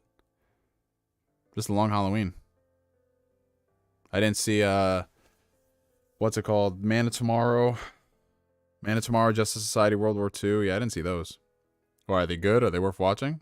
Oh, and they had another Green Lantern movie too? Jesus. No, the Injustice thing, I saw a few clips of that shit. I was like, nah, I'm good. Praying the One Piece live action is good. I mean, again, it's one of those things where I want to be proven wrong, but we'll see. I just need to see a trailer. I need a nice 3-4 minute trailer to see how good it is. But you know what the thing is? I kind of just want to watch it just to see what it would look like. Just seeing Luffy in live action, that is going to be so fucking weird. And seeing like the One Piece supporting cast, oh man, that's gonna look insane. The villains, oh gee, how are they gonna nail? Obviously, they can't nail some of the way the characters look, like the One Piece character proportions. Nah, they can't do that.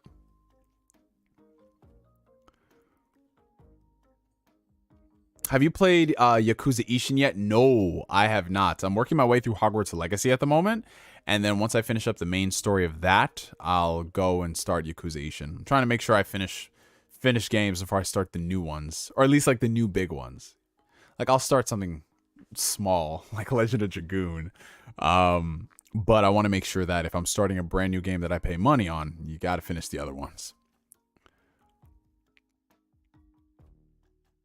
Mario movie hype, baby. Yeah, that is coming out. Oh, we have 199 super chat coming in from Static Glock. Thank you, my brother. You know you can put text in the super chats, bro. I don't know why you're not doing that. Because if you put text, it shows up on screen. But I appreciate the support, man. Thank you. Hey, Neo, what are your top 4 favorite and least favorite Zelda games? Ooh, top 4 favorite. So my top 4 is always interchangeable. You guys already know this. Wind Waker, Ocarina,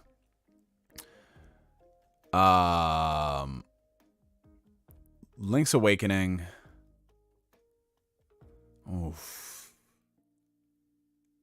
Damn. And then it's a toss-up between Majora's Mask. Oh.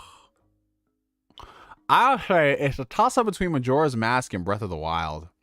Honestly, because Breath of the Wild, like, yeah, I got my problems with it, but at the same time, there ain't no game to really like it. You know what I'm saying?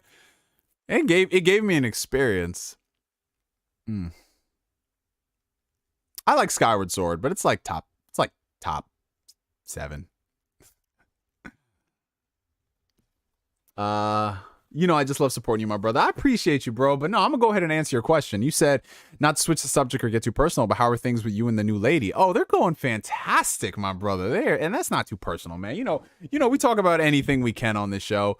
But yeah, no, guys, things are going really good. Like, it's so weird. It's so weird in like all the best ways, because I don't know. It's like one of those situations where I just realized, like, yo, maybe sometimes you really do need to date someone who truly understands you and gets some of the shit. So, like, I told you guys this. My girlfriend is a huge fucking nerd. It's like she's a big anime fan. She plays a lot of video games. And she just understands things about our medium and our hobby that I don't really have to explain much of. So, if, like, let's say, for example, like, perfect example, a few days ago, she asked me, she was like, hey, babe, can I come over? I don't care if you're playing games or something. I just want to sit and be around you. And I was just like, I don't know, babes. I just want to sit and play games by myself. She's like, okay, it's cool. No worries. I'll see you tomorrow morning. And I was like, oh, okay. And it's like no issues either. Like, oh, you know what I'm saying? Like sometimes it'd be like, oh, he doesn't care about me, blah, blah, blah. And it's just like, nah, sometimes I just want to be by myself and play my games, you know? But it's going really good, guys. It's going really good. We celebrated Valentine's Day last week. I took her out as one of the events, because, you know, I'm a big event guy. So I took her out to this really dope VR experience in, it's not really upstate New York, but any of y'all who live in the 5 boroughs, it is upstate. This VR event called the Edge VR. And I had seen an ad for it on Facebook, and it looked really interesting. And, you know, I'm always a sucker to try out VR, even though it's not something I would have in my day-to-day life. But if I go to an event, sure. And the cool thing about this place was that it was one of those VR events where it doesn't track you based off of cameras, right? So there weren't any cameras around the room, right?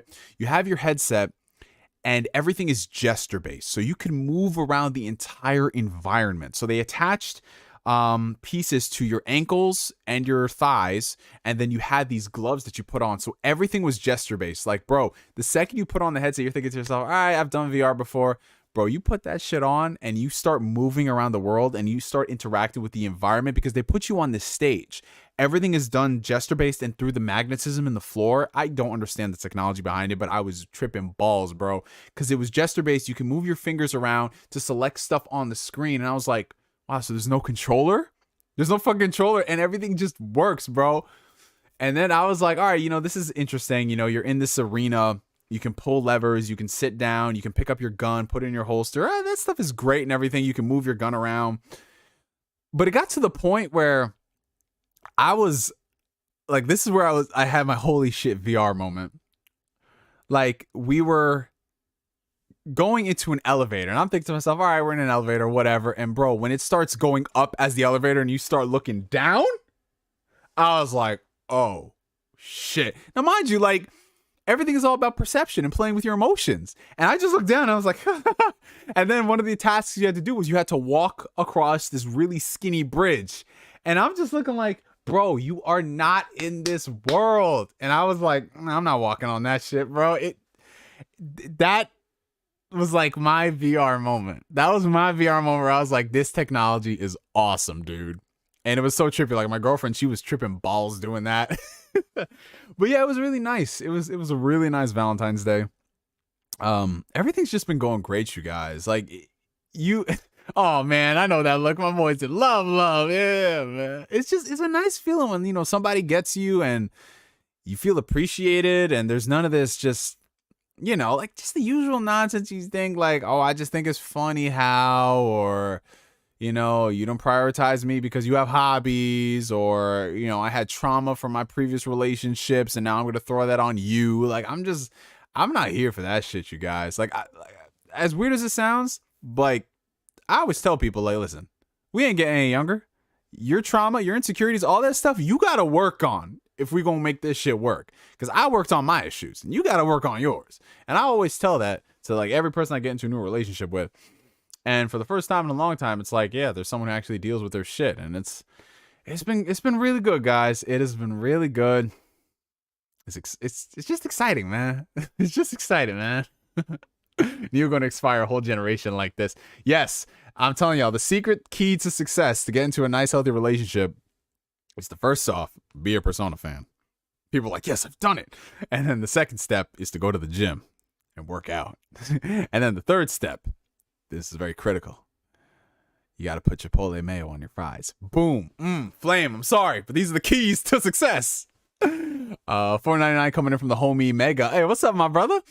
Snap, what's good, bro? Stopping by to show some love. Glad to my weekly Neo chats is back. Oh, thank you, dude. Thank you. Yeah, it's nice. It's nice to be back and kick with y'all as usual. Let's see. Have you met the parents yet? Yeah, I did. I met the parents a few weeks ago, actually. They invited me over, so you know, we wanted to wait like a solid, you know, you obviously want to wait a little while. So we waited like a solid month before she met my parents and she met my siblings and stuff. Cause you know, I want to like at least have some bit of time going on a few dates.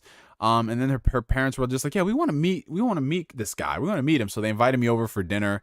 I got to meet her mom, her dad, some of her aunts, her younger cousins, her brother and her sister-in-law. So I met a lot of people, and then they invited me again to another thing this Friday. So it's awesome. It's awesome. It'd be like that. Yeah. Can't do step 2. Yes, you can. No, it was definitely a great date place. I highly recommend it for dates, parties, all that shit. She got you giggling, vacuuming the ceiling, trying to figure out what to say. Yeah, you know, there's a dust bunny up there. Let me just get the vacuum cleaner from outside and just whoom, straight up, man. Straight up. But yeah, shit is going pretty good, Static. Shit is going pretty good, my brother. Were you nervous meeting the dad? No, ironically, I wasn't. I was kind of nervous meeting the mom because she always told me, like, my dad is so cool. My dad is so chill. He's so nice. My mom is the one you got to be a little worried about. And I was like, okay, cool. So I meet the dad, and the first thing the dad does is pour me a glass of Cabernet. Now, that might be his secret strategy to get me to reveal all my secrets. I don't know. But he poured me a glass of Cabernet, and he was just such a nice guy. He's like, hey, Chris, what kind of music you want to listen to? Blah, blah, blah. Like, he's just a nice guy. The mom was very much so like, you know, I'll see about this. But then, you know, like, she warmed up to me and everything, and I was like, oh, this is cool. So she was nice, man. This is my favorite romance anime, surpassed Dress Up Darling. Wow, Flame! That means a lot coming from you, bro. That means a whole lot. Yeah, but that's that, you guys. We've been dating for, believe it or not, it's about to be almost 3 months. Time flies. Pops hit you with the vibe check. That's a fact. Hey, shout out to my brother, Rots112. Yo, guys, we've got another birthday in the house, you guys. Everybody wish the homie Rots112, my brother Rob, a happy birthday. Happy birthday to you, my dude. What you doing, man? What you sipping? Is anything possible tonight? Let me know, Rob. Oh, speaking of Comey, I still need to watch that show in full. Comey Can't Communicate. I've heard good things. About that shit. I'm May 31st and Kay is 31st next month. Wow, so you guys are both on the 31st? So we have March and May. Oh shit, look at you guys. That's really interesting because I'm the 17th of one month and my girlfriend is, no, I'm the 16th of one month and my girlfriend is the 17th of another month. So it's like almost like a couple months apart, exactly to the day. $1.99 from PierretheGamer. What's up, bro? Have you purchased Legend of Dragoon? Yo. So I actually did purchase of Legend of Dragoon years ago. I bought it on the PSN back when it came out on the PS3 as a, the PS1 classic, and I was ready to buy it again on PS5 until I go there and it's just like, hey, you can download it. And I was like, is this a glitch? Because I don't have PlayStation Plus Premium. And I found out, because, I don't really play the old games on the PS5. I found out that if you bought the PS1 classics and they're on PS5 and PS4, you can just re-download them, which is awesome. I love that. So yeah, I put about an hour into that. I'm going to play some more later. But yeah, something about them old games. Something about them old games just be hitting, y'all. Oh, and speak of which... Speaking of which, oh, she just got off work. Aw. Yeah, dude, I was surprised about that, Trav. I was so shocked. I was like, you can really do this? And I was like, hey, I'm not complaining about that. It's a nice, it's nice to bring things forward. It's cool stuff. What do you think about Disney announcing Toy Story 5, Zootopia 2, and Frozen 3? I think we talked about this on the last Neo, I believe. But yeah, it's just as a quick thing. I'm not the most excited about the aspects of the concept of a Toy Story 5, mainly because I felt Toy Story 3 was the perfect ending. I enjoyed Toy Story 4. Toy Story 4 was cool, but I felt like we had done everything that we could do with that story. So coming back for Toy Story 5, it's like, what do we really got to tell? If it's a great movie, it's a great movie, and I'll be happy to be proven wrong. But 4, to me, was like, okay, this is literally it. That's it, you guys. Frozen 3, I mean, Frozen makes money. Little girls love Frozen, so of course they're gonna keep doing Frozen. I'm happy for the Frozen fans. And Zootopia 2, so what are they gonna do this time? Because they tackled freaking racism in the last Zootopia movie. Are they gonna do another one of those things in this one? If so, I'm hype. I'm hype, man. But yeah, honestly, what it comes down to is Disney, Bob Iger, whoever is in charge, who made the call, they're focusing on brands and they need cash flow. They need to make a lot more money after COVID hit and after they've had some colossal animated bombs and stuff. So they're hedging their bets with their established IPs. And whether we like it or not, it is what it is. Like, a lot of people complain about, I don't know, Illumination and how they franchise their stuff, but they make a lot of money because there's a lot of money in kids. There's a lot of money in kids, bro. I'm kind of hoping 5 redeems 4's ending. Yeah, 4 just sent Woody out there and he's just chilling. I mean, I liked it, but it's like, what? Is Woody going to come back? You can't have a Toy Story movie without Woody. That'll be weird. My opinion on Toy Story 4 is severely soured. Yeah, I mean, I liked it, bro. Like, I'm okay with it, but it's not like a movie I'd rewatch constantly. Does she know about the stream? Yes, so she does know about the YouTubes and everything. She, Aww.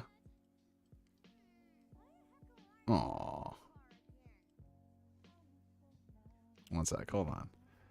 Let me just check one thing. All right. Yeah, so she knows about the YouTube streams and everything. And because the thing is, when it comes to like the YouTube channel, I don't go like advertising that I do it. Like, yeah, I have a YouTube channel and everything. I'm on Twitter and all that. So I just kind of like spoon fed her certain things. Like, yeah, I did this and that and everything. And then it got to a point where I kind of had to explain how I was able to do such and such. Right. So I remember I let slip one year, like, oh yeah, I told her, I was like, yeah, I went to E3 one year. And she was like, you went to E3, blah, blah, blah. Like, how did you do that? And I was just like, how am I going to explain that I went to E3 because Nintendo invited me? Like, that's such a weird concept. And it got to a point where I was just like, yeah, so I went to E3 because I got invited by Nintendo because I did videos and blah, blah. And she's like, what? And then I told her and she starts going crazy. Mind you, she was drunk at the time too. So she starts going crazy at the restaurant. And she's like, oh my God. And I was like, oh, wow, that's nice. We need her as a mod so she can bully you with us. Oh, please don't do that. I need to have some sanity in my life, Flame.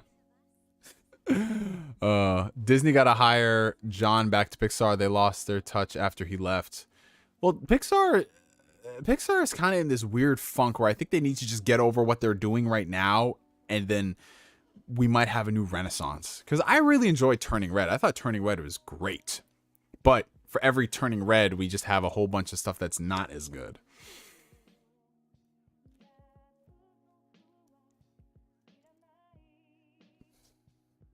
Working at Best Buy made me hate kids, bro. Dude, working retail, working in the service industry, you learn to despise children.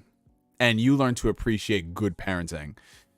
Like I told you guys, one of my side jobs that I do on the weekend is I work as a server. So whenever I'm like, you know, taking care of guests or whatever, and I see the way parents discipline their kids, or sometimes they don't, it just affects my entire mood for that table. So literally, like my favorite tables are the parents who just put their kids in line. You know, like the kid, like oh man, I had this one table who's just like, okay, what do you want to eat? And she's not going to order for the kid. She's just like, no. You're going to look the man in his eyes and you're going to tell him what you want to eat. You're going to speak up. You're going to do what you do. And I was like, oh shit. And then there was this other mom who was just like, okay, what are you going to order? And he was just like, oh, I want to get blah, blah, blah. And she's like, no, we're not coming out to eat something that we can get at home. You're going to get this. This is what you're going to get. And I was like, damn. And she looks at me and she's always like, I apologize for my child. I was like, no, do not apologize because we appreciate good parenting. Oh.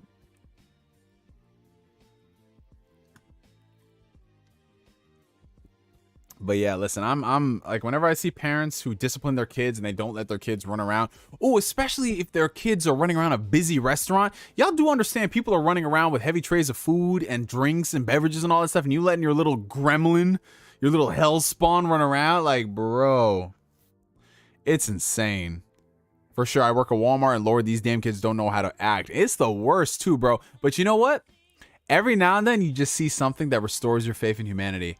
Every now and then you see that kid run into something and they trip, fall, hit their head. And you're just like, justice. For this one moment, justice. I love it. Now, you know what sucks? Whenever you go to GameStop and there's just always like those random people who just go and antagonize the employees about dumb shit. Like, oh, you know, why are you selling this thing to somebody? Why don't you recommend this? And it's just like, why am I going to recommend somebody something they don't want? You know, like, justice. I work as a teacher, work in the middle school and high school, and I'll probably never work for a school again. Jesus, Pierre. And Pierre, you're all about helping people too. That's wild. Going to this, oh God. Oh, Jesus, I almost forgot kids in movie theaters. I can't stand it. Bro, when I went to go see the Eternals, oh, that was one of the worst theater experiences of my life, bro. Because there was this family next to me, and the little girl kept asking questions all throughout the movie, and I just, bro.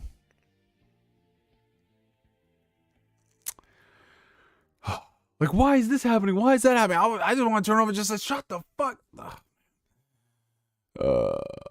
I can't stand it, bro. Because I got to wonder, like, was I like that as a child? And I had to legit ask my mom. I was like, Mom, whenever I went places, was I ever rowdy or rambunctious and I ever got in people's way? And she was just like, you know, when you were like 3, you had a lot of energy and you run around, but you were always respectful of stuff. And I was like, oh, thank you. Thank you, Mom. That's all I needed to know. Oh. No, always bully the kids. Yes, sir. Does she know about the mayo? You know what? I'm going to ask her. Well, she's probably driving, but I'll send her a message. Hold on one second. I'll do that. Babe, so I'm streaming right now on YouTube, and my live chat is bullying me. They want to know if you know that I like Chipotle mayo on my French fries. Please respond with a voice message so they can hear you. We need to let her know. Someone find the clip. Oh, golly, y'all are terrible. $4.99 super chat from Julian Phoenix. Did you know that Winnie the Pooh horror movie came out and has a 6% Rotten Tomatoes? I did see that. I did see that, bro. That thing is a 6%. Did you know that Fantastic Four 2015 has a 9%? That's wild, dude. But nah, I mean, it kind of makes sense. Like whenever you have those movies that are like horror films based off stuff that's now in the public domain, most of them are going to be trash for a while. And then you'll get something that's eventually interesting. I'm excited for Cocaine Bear, though. I am excited for that. It looks just ridiculous enough to work. Oh, yeah, the Thanos Pro Max. Yes, sir. I love this thing. I love it. Now we wait. I'm a cringy man-child that loves animated movies. Kids better behave when I watch Mario, Elemental, Spider-Verse 2. We need adults only showing for animated movies. No, you are not a cringy man-child, Winterfort Studios. You are not. Because animation is for everybody. Like Del Toro says, animation is for everybody. Sure, a lot of that stuff is geared towards kids, but you have some amazing stuff that comes from it, like Into the Spider-Verse. Amazing fucking movie. It's my favorite Spider-Man movie. And then you have Puss in Boots, which is redefining cinema. And then you have Mitchell's versus the Machines, which came out on Netflix. That's a really solid movie. I'm thinking about getting Harry Potter in 4K soon. So here's the thing, Chris. Only get it if you literally have money to blow and it's very cheap, because they're not true 4K restorations. It's, I think, only for the first 2 movies, and the rest are more like 2K upscales than anything else. Like they'll look better than Blu-ray, but they're not when you buy a 4K disc and you're like, man, like they look better, but it's not, you're not going to be able to tell much of a difference. For the first 2 movies, yeah, but for everything else, it's not that great. Better than Blu-ray, but not why you buy a 4K TV and 4K player. When I went to see Wakanda Forever, someone sat next to me on the phone the entire time. I had to resist throwing hands. Listen, I don't mind if somebody's on the phone, if their brightness is dimmed and whatever, but if they just sitting there with the freaking, what was it, the Nextel phone back in the day, like beep boop, beep boop, beep beep, beep boop, beep boop. I'm like, bro, stop it.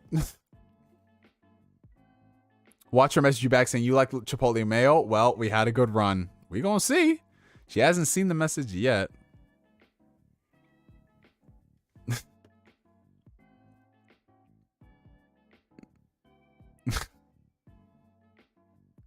I hate it when people have their brightness maxed out in the theaters. Yo, it makes no sense. I never have my brightness maxed out, period. My brightness is maybe at, like, right now, I guess it's at, like, what is that? What would you guys say? It's like 25, 30%. Now it's going up because it's auto brightness. But most of the time, I keep it in that range because, you know, I sit in illuminated rooms. The only time I ever have max brightness is if I'm outside. Max brightness is not the move when you have all this brightness around you. Especially at night in the darkness. Oh, good Lord, bro. People who max their brightness are actual demons. Oh, absolutely, DIMWITMONKEY. Absolutely. I love how this stream just evolved into, I hate kids. I hate people that use max brightness. Like, what is next? What's the next thing we hate? I never have my phone on in the theater. I just chill out in the seat completely. Even when I saw Belle and it was just me. Oh, yeah, Belle was a good movie. Now, I ain't gonna front, y'all. I ain't gonna front. I was on my phone during Ant-Man. I was just texting my boy. I was like, gosh, this thing sucks. This thing sucks, bro. There's nothing pulling me back in. We are haters. I hate people. How hyped are you for Jedi Survivor? I am extremely hyped. I'm trying to duck and dodge these previews, bro, but they just, like, I only watched, like, maybe a minute of footage. Maybe a minute out of that 9-minute clip. But I'm hearing some stuff, and it's looking like it's going to be the sequel. It's looking like it's going to be the sequel, guys. I'm excited. Hey, Neo, if you had to showcase the best that 4K Ultra HD physical discs have to offer, what are you going to show them? Ooh, great question, Michael Santiago. Also, it's good to see you, bro. Okay, so off the top of my head, definitely a lot of movies from Christopher Nolan. So first off the bat, Tenet. That, honestly, I think that's the best looking 4K Blu-ray I have in my collection. That movie is so crispy. The level of detail, how clear it looks. Oh my God. I just want to watch Tenet right now. I love Tenet, but I just want to watch just to look at it, right? So Tenet is at the top of my list. Other than that, The Batman, another fantastic movie. Ironically, Coraline just got a new 4K transfer, and dude, animated films on 4K when mastered properly look insane, bro. Coraline, absolutely recommend Coraline. Other than that, let's see, Dune is another standout on 4K. I really liked Zack Snyder's Justice League as well. It doesn't have Dolby Vision. Dolby Vision is exclusive to the streaming version, strangely enough, but the added detail that you get having the disc itself, it blows the streaming version out of the water. So Zack Snyder's Justice League is another good one. What else off the top of my head? I mean, there's a lot of good stuff, dude. There's a lot. But yeah, off the top of my head, like Zack Snyder's Justice League, Tenet, Coraline, Dune, you know, not Mission Impossible. Top Gun Maverick, that's another really good one. The new transfer of Wall-E is actually really good as well. Shit, there's just a lot of good stuff, bro. What 4K player do you use? I use the Panasonic UB. I'll send it to you guys in the chat because I'm not good with the titles. Panasonic. No, stop it, Google. Panasonic UB. Okay, so I use the Panasonic UB820 4K player. I'll send it to you. This is the Best Buy link right now. So I'll post that in the chat for you guys. If you are in, well, actually, I can't do that. No, fuck it. Nah, because it's too big of a link. I could use a link shortener, but whatever. But actually, no, what? Hold on.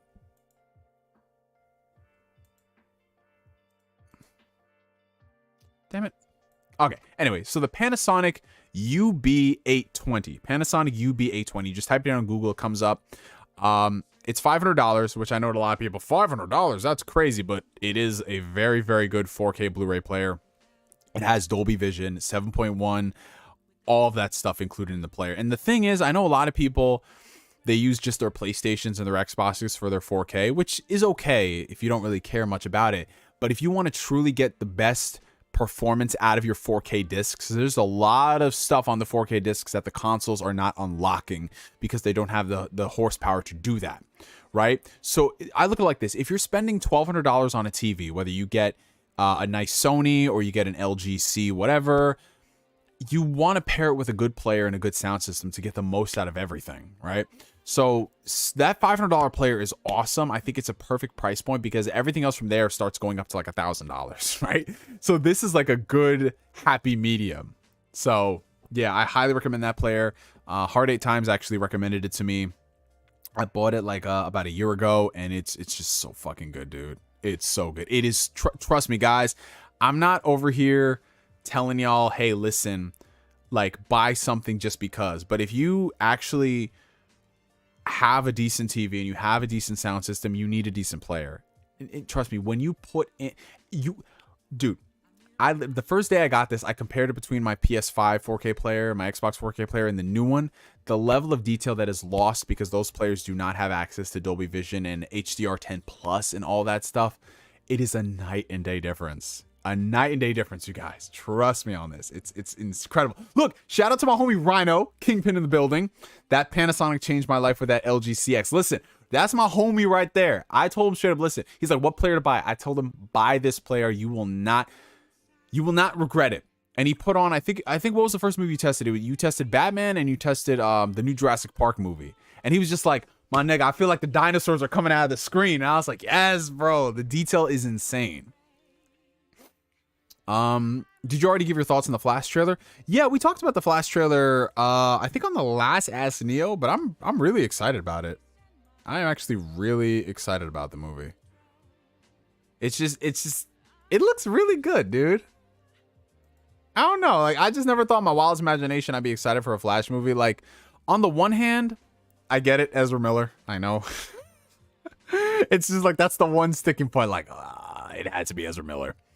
But on the other hand, everything else about the movie, it looks like a nice adaptation of Flashpoint. You know, you have different Batman running around. You know, you have Supergirl there.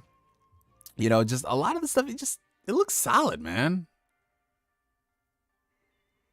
You got a Cure on 4K. I don't have a Cure on 4K. I do not. I still have the Blu-ray. I got to go ahead and upgrade. $5 super chat from the Sensu Bean plug. Who would you rather have as your lawyer? Better Call Saul, She-Hulk, Daredevil, or Phoenix Wright? Oh, okay. So you should ask this question to my sister because she said, if I have Phoenix Wright as my lawyer, I'm going to jail. And I was like, nah, he'll get you out of it. But I look at it like this. You have Saul as your lawyer if you are guilty and you did the thing. You have Phoenix Wright as your lawyer if you're not guilty and you didn't do the thing. So I would definitely say I would have Matt Murdock as my lawyer. I would go with that. He's a nice happy medium. You know, you can't convince him that you are innocent if you aren't innocent, because he will find a way. So I would definitely say Matt Murdock. But I would definitely get Saul if I did something and I need to get off. Pause. Oh yeah, OLEDs are sick, bro. OLEDs take your movie watching and your game playing experience to the next level. The detail. Oh, you just bought that Panasonic? My man, Static Lock. Yo, hit me up on Twitter. once you set it up. Also, look up a calibration guide when you get the player. It takes like 2 minutes to calibrate your player with your TV to get the proper settings. Oh, it's so beautiful, dude. It's so beautiful. Like, I'm telling you, ugh. Even if we didn't know Ezra Miller was a freak, I still hated him as Barry in the Snyder Cut. I hated him all the way up until the very end when he did the scene. I couldn't stand him. I could not stand him. I hated him even more on the rewatch, bro. He's somehow like 20-something years old, but he acts like he's 12. But that final scene, I was like, all right. I think he'll be better in the movie, though. Be more mature. What OLED TV should I get? So it depends on your budget. I would always recommend you get the latest LG model. I think they have the C2. But wait till the new TVs come out, because that means the older model TVs will go on sale for dirt cheap. The Sony TVs are good as well. Are you going to do another drinking stream soon? We've got to. I just got to find some like proper time to do that when I don't have something happening the next day. Yeah, so the way, I mean, spoilers, if you guys are looking forward to the Flash movie, you might want to like go away for like a solid minute. But according to some of the toy leaks for the movie, it doesn't seem as if the main villain of the film is going to be the Reverse Flash. It seems like he's going to be some form of a corrupted Dark Flash, which is not that exciting. But at the same time, to introduce all the stuff in Flashpoint and a Reverse Flash would be a lot of stuff. Now, if DC had built up a universe, they could have done it the right way. But, you know, it is what it is. Seems like it's just going to be an evil Barry. Eh. Did you hear about the controversy about Atomic Heart? Wait, what happened with Atomic Heart? Wasn't something, someone was trying to boycott the game? Because I know someone was trying to boycott the game because it was like a Russian developer or something like that. And then there was something else. Someone was saying they wanted PlayStation, Xbox to take it off the store. Am I right? I don't know. Nah, it was more like an evil Barry cyborg. I think it's like an evil Barry. So similar to like the Flash show. That's what it seems.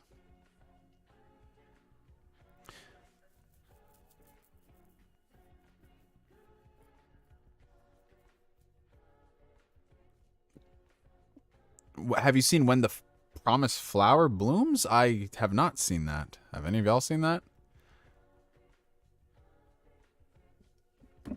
Damn, all this Persona music really makes me want to start up Persona 4.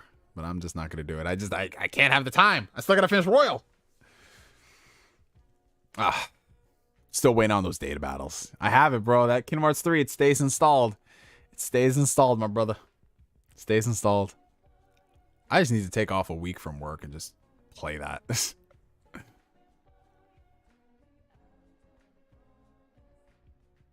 I'm the only one who doesn't care about the Flash movie. Hey, man, it's each their own. So 3 Ezra Millers. Great. Yes, that is Hawaii's worst fear. Not 1, not 2, but 3 Ezra Millers. Yeah, I'm still working my way through Engage. I'm honestly just taking my time with Engage because we don't get a lot of Fire Emblem games like that. So I'm not in any rush.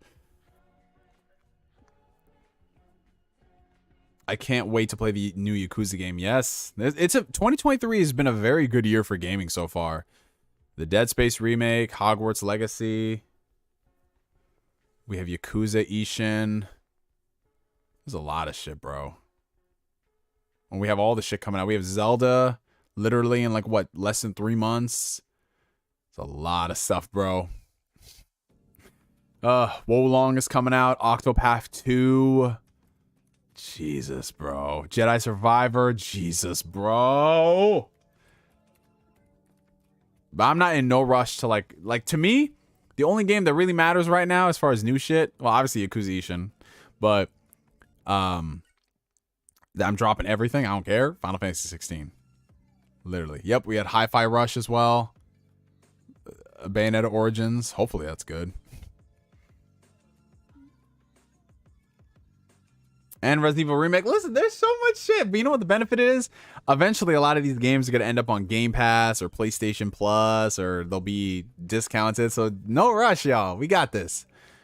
My auntie's been letting me use her Best Buy card. I'm trying to convince them to let me go buy Sony Bravia. Holy shit.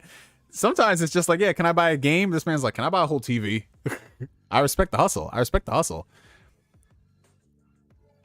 Metroid Prime Remastered, bro. Yo, you know what the crazy thing is? I'm kind of kicking myself because I should have pre-ordered that and I didn't. And now it's damn near impossible to find on physical. Any tips on cleaning up your diet? Very simple cipher. My best piece of advice is to start small and clean it up where it's reasonable. So one thing I always tell people is, if you can go cold turkey, cut out all the stuff. A lot of people can't.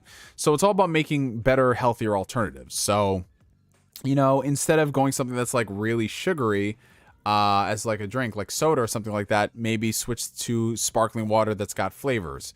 You know what I'm saying? Sure, it's not gonna be the same thing as soda, but if it scratches that sweetness itch, you can do that. Similar to a lot of things, like when it comes down to like going out and getting like a chicken sandwich, maybe don't get the breaded chicken sandwich, maybe get the grilled chicken sandwich and stuff like that. Also, condiments are your best friend. So learning to love things like honey mustard, sriracha, stuff like that. But it's all about making small choices and cleaning up the diet. And that's where you're going to see the biggest results very early on, by making shit more of a lifestyle than anything else. Oh God, Flame is hating on Final Fantasy 16. What else is new? Yeah, that's right. Final Fantasy 16 will be gas. I'm telling you, Final Fantasy 16 sweep. If that game disappoints, I am going to cry. I'm just going to crawl under my bed and just never come out. Yeah, people have been fiending for those Metroid Prime games, bro. Man, listen, I don't blame them. It's been a long time coming. Would you rather do a staycation for a week where you stay at home and do whatever for a week, or a normal vacation? So honestly, Bryce, it depends on what my mood is. So 9 times out of 10, I do like exploring and going places. So if I have the opportunity and I have the funds saved up to take a trip, I don't know, to Greece or Japan or something for like a week or two, I'll definitely do that, because those are like once in a lifetime opportunities. But every now and then, if I don't feel like traveling, I'm just going to stay my ass at home. I'm going to play a lot of video games. I'm going to enjoy a lot of good food. I'm going to relax. Because that's the thing about vacations. Sometimes they could be very beneficial to get away from it all. But if you're busy doing a lot of stuff and it's like it feels like a time constraint, it doesn't feel that relaxing. So it all depends on like what my mood is. So yeah, I like doing both. Especially if I have a lot of games coming up. Oh, yeah. Dude, I'll never forget this shit. I timed one of my vacations to when Persona 5 came out, the original one. Holy shit, that was such a beautiful week. You guys, that entire week, I did not leave my bedroom. The only thing I left my bedroom for was either to do grocery shopping or go to the gym. That was it. I stayed at home. I cooked my food. I had food prepped, and I was just playing Persona 5 religiously, bro. Like 8-hour sessions a day. That was the last time I think I ever went crazy playing a video game. Like legitimately for days on end, playing it for like at least 6 to 8 hours. I can play sometimes if I'm really invested in a game. Like Xenoblade, I remember one time I played it. Xenoblade 3, I played it one time for like, I think 6 hours straight. But most of the time now, I play a game for like 2 hours, maybe 3 hours tops. It ain't like we used to be. But you know, it is what it is. Guys, we were just built different one of those games. Like, we were built different back in the day. We were just built so different that we can do 12-hour sessions. Now it's like, oof, man, I need to go and stretch after 2 hours. Flame is going to bring his Switch with him to work. Flame, you need to get you have a Steam Deck, right? No, you don't. If you had a Steam Deck, that would solve all your problems with having a game on the Switch. I'm taking the week off for Spider-Man 2. I timed a 3-day weekend for Spider-Man 1. I told my boss, listen, I need Saturday off. And he's like, I can't give you Saturday off. I can give you Friday off. And I said, fine. So I was off Friday.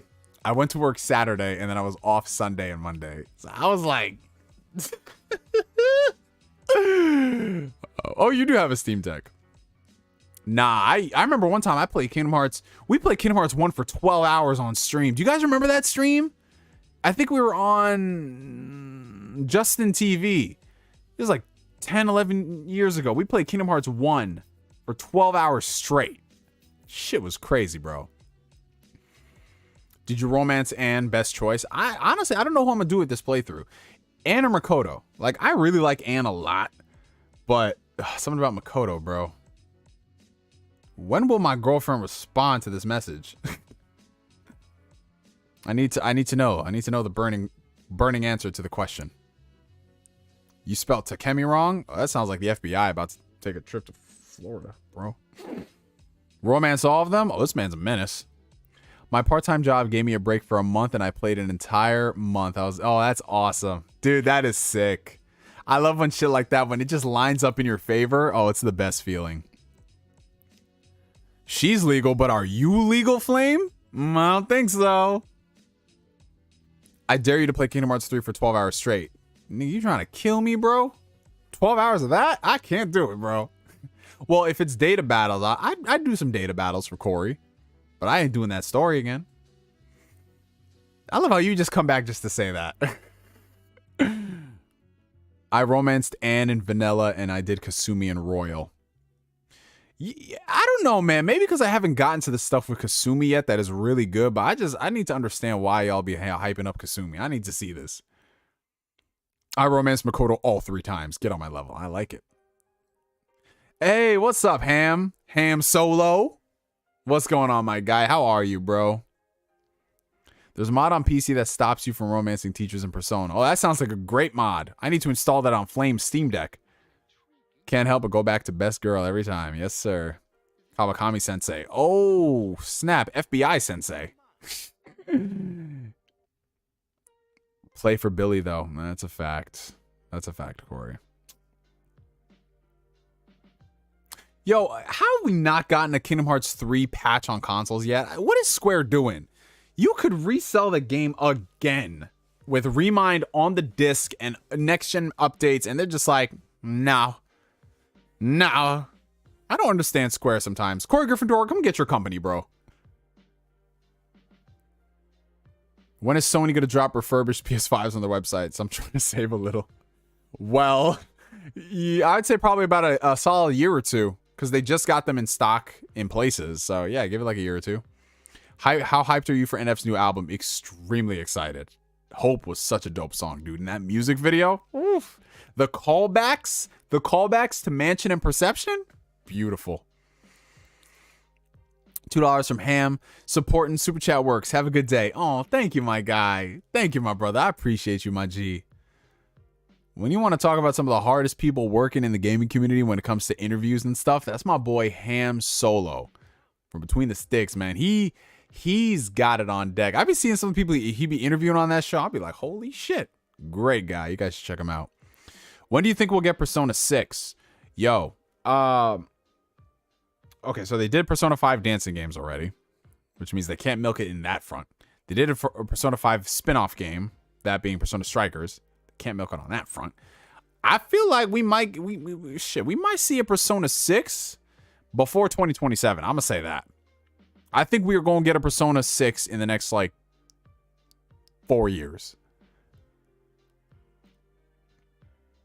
Because they've done literally everything. They've ported all the older games. They've ported Persona 5. We have our dancing game. We have our action game. Like it. What else is next? Are they going to do another Etrian Odyssey style game? I don't think so. There is no Persona 6 in Bossing Say. Oh, Jesus. They can milk some Royal and Strikers dancing songs. Oh, please don't. Please don't do that. It's time. Oh, God, they could do another Persona fighting game. But they just re-released Persona 4 Ultimax. And I don't know. They'd have to work with ArcSys again. And what is ArcSys doing as far as like licensed stuff now? Fighters is ending. Are they going to work on another anime game? Like, we're talking licensed stuff. What's the difference between Shin Megami Tensei and Persona? Well, the funny thing is, Persona actually started off as a spin-off of Shin Megami Tensei. Because, you know, Shin Megami Tensei is the name. So the Shin Megami Tensei, it's its own series, and it's also like a name that goes on a lot of the other like spin-off side games and stuff. But then Persona got to a point where it was so damn popular that they dropped the Persona moniker when they did 5. So yeah, Persona is definitely more about the high school simulation aspect. Not to say that some Shin Megami Tensei games didn't do that. They did do that, but to the extent that Persona does is very different. And Persona is all about like the social links and the confidants and stuff like that. Persona 6 needs to take place in a university or an office. The high school stuff is played out. I know. But you know what the sad thing is, man? I feel like they still might keep it in that setting because it's just that's what Japan is, man. Japan does not want to deal with like adults doing adult shit. It's just got to be kids because escapism. And that's one thing I've noticed about a lot of media. Like, I'm watching this shoujo show called Nana. My sister put me onto it a while ago, and I finally sat down and I started watching it. And I'm just like, this show about adults doing adult shit and adult problems, like, there's a reason why they don't make those kind of shows.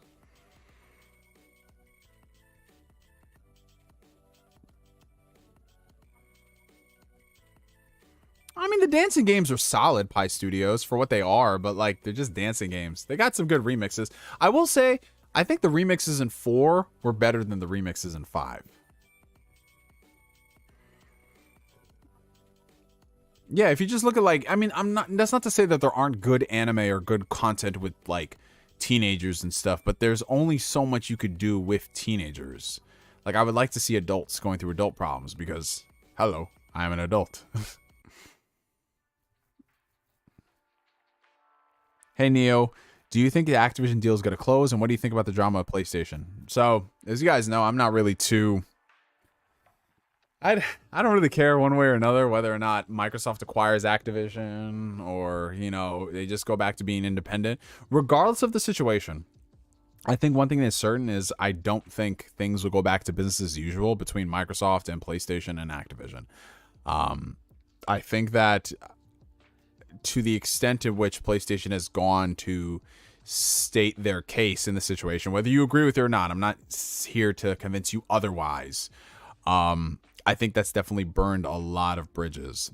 And in the likely situation or the unlikely situation, whichever side you are, that the deal doesn't go through, I think we start seeing a very different Microsoft, which honestly, I'm excited for. Okay, so like I'll humor both situations. So let's say the deal goes through, Microsoft gets Activision. Let's say Call of Duty has to remain multi-plat on everything because they've already signed the deal with Nintendo, and let's say it's still going to be on PlayStation, blah, blah, blah. It's nothing but a win-win for Microsoft. Like, they get to continue doing what they're doing, and now they have access to the Activision IPs, blah, blah, blah. Yeah. The one thing I want to see out of them is more emphasis on developer freedom when it comes to working on games, because they have a lot of talented studios at Activision that are forced to work on Call of Duty. I would love to see a lot of those developers get back to doing what they're doing. And if those games are going to be exclusive to the Xbox PC ecosystem or whatever, I'm excited for it. The last thing I want is for all those studios to still work on Call of Duty. I would love for Call of Duty to go back to being a biannual franchise where they don't have annual releases and they just focus on the quality of that game for 2 to 3 years, and then they put out a new one. You could still do your Warzone and have that be your big game, but like when you come out with big Call of Duty games, make them events instead of just, well, here's the Madden of the year or the FIFA for the year. So that's one thing I want to see if the deal does go through. In the event that it doesn't go through, and let's say, for example, Microsoft doesn't get Activision, I want to start seeing Microsoft become competitive. I don't want to hear any more of this kumbaya, be the bigger person that's been going on. I want to see Microsoft start being cutthroat again. I need the Xbox 360 era energy of deals. I'm talking about the shit that you say Sony's doing. I want you to do that too. I want you to secure those deals. Even if they're on Xbox and PC and not exclusive, like, fuck it. Do those deals, fund those studios, secure those, like, whatever you got to do. Because literally, that's how Sony got to the position that they are. In addition to cultivating their own studios and everything, but they cut those deals. And Microsoft hasn't been cutting those deals for a very long time. And the times that they did it, it kind of blows up in their face. They do it on stupid shit like Rise of the Tomb Raider. It's going to be exclusive, but only for 3 months. And it's on PlayStation next year. It's like, what? Like, we need Microsoft to have their villain arc. Because I'm going to be real. If you spent an entire year and a half trying to get this Activision deal to go through and it doesn't go through, I'm sorry, but you gotta put your foot on somebody's neck. You have to. I'm talking big shit, bro. I'm talking big shit. I'm talking like you securing. I'm just throwing out words here. I'm not saying that they are gonna do this or it's on the same scale or whatever. But I'm talking about we're gonna fund Persona 6. That's gonna be exclusive to Xbox and PC and Steam. We're gonna fund, I don't know. Like, I'm just throwing out random franchise IPs. We're gonna fund the next Splinter Cell game. We're going to do this. The Coalition's going to work on that. Like, we're gonna do these things. We're done messing around. Because all this stuff, like, when we all play, we all win together. Like, I'm tired of that shit, bro. I need that energy. I need that fucking Don Matrick energy.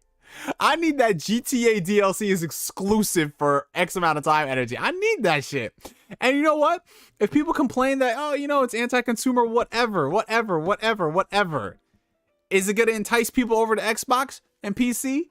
Absolutely. Is it going to make things more interesting and fun? Absolutely. Is it going to put pressure on PlayStation again so they could stop doing some fuck shit that they've been on? Like there's rumors about a Horizon Zero Dawn remake, and you know that bitch is going to be $70. I need that shit. I need that shit, bro. I need that energy. Because Microsoft is just chilling in the corner like, hey, we got Game Pass. We got some fun games. And, you know, eventually we'll put out Starfield and all this. I need more of that, bro. I need more of that. Like, dude, I need it. But yeah. So if they get Activision, I want to see more of the older IPs come back. And I want the developers to work on what they want to work on. If they don't get it, I need Microsoft to stop this kumbaya shit. I'm done with it, bro.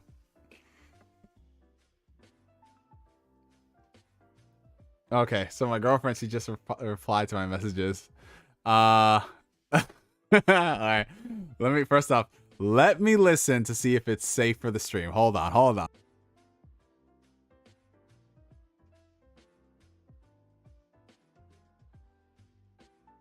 You know what? Fuck it. It's 2023. I don't care. If I'm gonna get exposed on stream by my girlfriend, I'm gonna do it. All right, so here we go. This is what she says. I was gonna listen to it, but fuck it. Hold on. Instagram, stop tweaking. 1 second. Hold on. Here we go. All right, here we go. Y'all ready for this shit? Here we go. Oh, here we go. All right. Chipotle mayo? Oh my God. Really, Chris? Really? Because you are like, you're so cool. I love you. You are like the coolest, awesomest boyfriend I've ever had the experience of dating. My Lord, you're the best. I would eat Chipotle mayo off your things. Damn. That definitely don't sound like it was safe for work, but fuck it.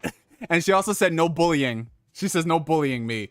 They wish they had a 10 out of 10 fun baddie out here, but they don't because they're not you. Look at that. Get you a real one. Get you a real one. Get you a fucking real one.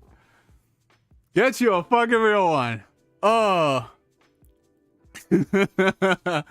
Oh man. That's my girlfriend. Straight up. Yeah, she freaky, bro. Yo, the wife you pulled up, I'm saying, man, we lost the war. You go, girl. Woo. Yo, abandoned ship. No, you gotta go down with the ship, Flame. Just like in Titanic, they gotta play you the violin, man. The proud supporter. Facts. Facts.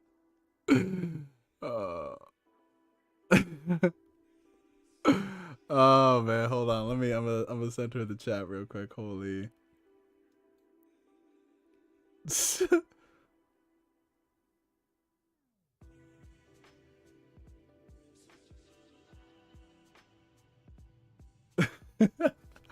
Oh man.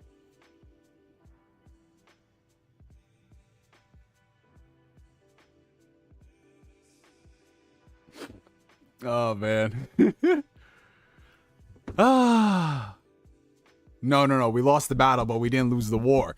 Are you sure? I feel like that was a pretty definitive answer, my friend. My comrade.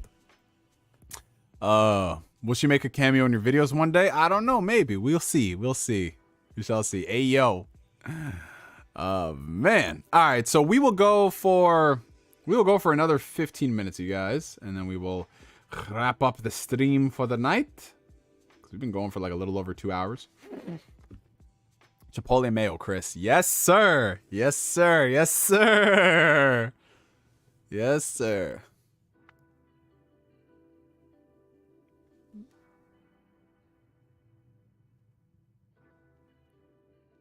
Why did you just send me this song by... Hey, yo. She just sent me this song called Dick featuring Doja Cat. I was like, what the fuck? Yo, she freaky, bro. That's wild. I can't even. That's wild, bro. Anyway, yeah, let's get some questions. Let's get some last minute questions. We lost the war.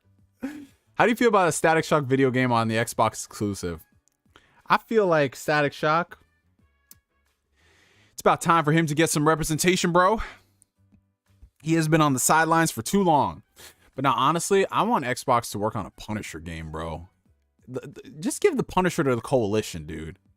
Let the Coalition work on a nice, gritty Punisher game. I always wanted Naughty Dog to work on a Punisher game, but working on IP shit is above them, and it would probably take them 40 years to do it. Doing photos again at a graduation event at the airport that my bro works at tonight. Ooh, okay. Wait, there's a graduation event at an airport? Like pilots, or someone is actually having a graduation at an airport? Are they flying out? And they're just like, fuck it, let's just do the party at the airport because we're going somewhere? What is going on here? Y'all know what? I'll stand with you on the Chipotle mayo. And even you say you had them on fish. Have you had them on fish and chips? I haven't had them on fish and chips. I just had them on French fries. Listen, I'm gonna turn y'all around to this Chipotle mayo. I don't care, bro. Any Mando season 3 hype? Your hoodie says yeah. Oh yeah, I'm excited for it, bro. I'm ready for the return of Pedro Pascal taking care of a little child. Even though I'm watching Pedro Pascal taking care of a little child on The Last of Us. Yeah, I'm excited. Yeah, we need a Daredevil game, bro. Oh, pilot. See, I have a feeling, Maddie. That's my detective reasoning. I'll be the last man standing. You will try, Flame. You will try. Hell no, no mayo. What if a character in Octopath Traveler 2 is your favorite, and you love this character, and at the very end, they're eating mayo on their fries? Yeah, Lone Wolf and Cub. Flame would literally be in shambles. Flame would be in shambles.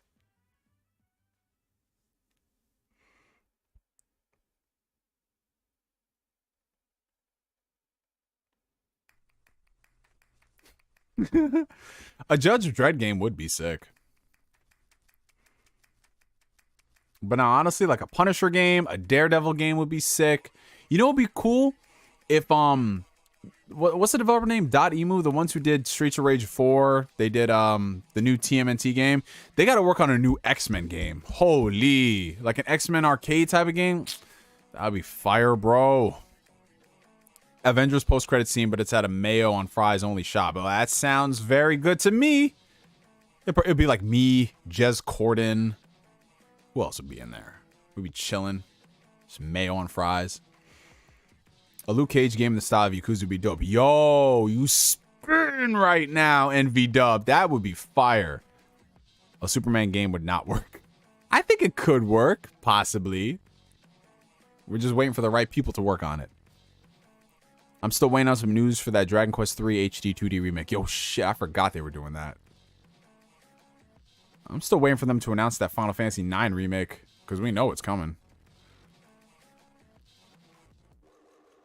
Kang Council waging war on Mayo. My last hope. Oh, yes. That sounds like your favorite Marvel movie. I heard you'll be there day zero.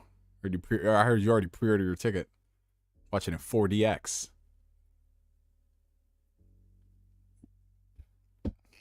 Yeah, man. We got that Wolverine game coming out next year. Hopefully next year. If Spider-Man hits this year and then we get Wolverine at the end of next year, that would be insane.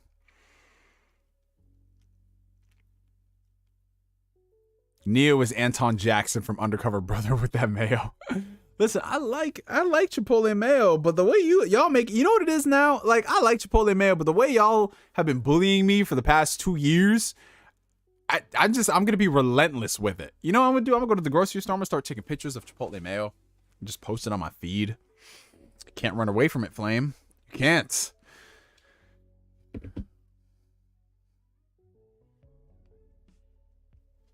Now, there's a lot of shit that they can do with superhero games. Like, so many different genres, bro.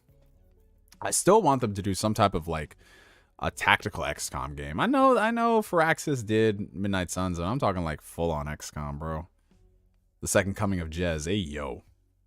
199 from Blue Senshi. Not checking out Ishin. No dub. Hopefully it sells. Nah, I think it'll be aight. I hope it sells. I think it'll do okay. Daily Chipotle mayo post. Yes, sir.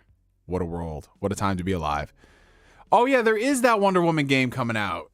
Yeah, it's from the guys who did Middle Earth, Shadow of Mordor. Yeah, bro. I hope it's good. They're doing the Nemesis system. That'll be interesting. I'm not gonna lie, Chipotle mayo is good on some sandwiches. And look, we got another one, ladies and gentlemen. We got Bryce. We got Bryce on Team Mayo. Let's go.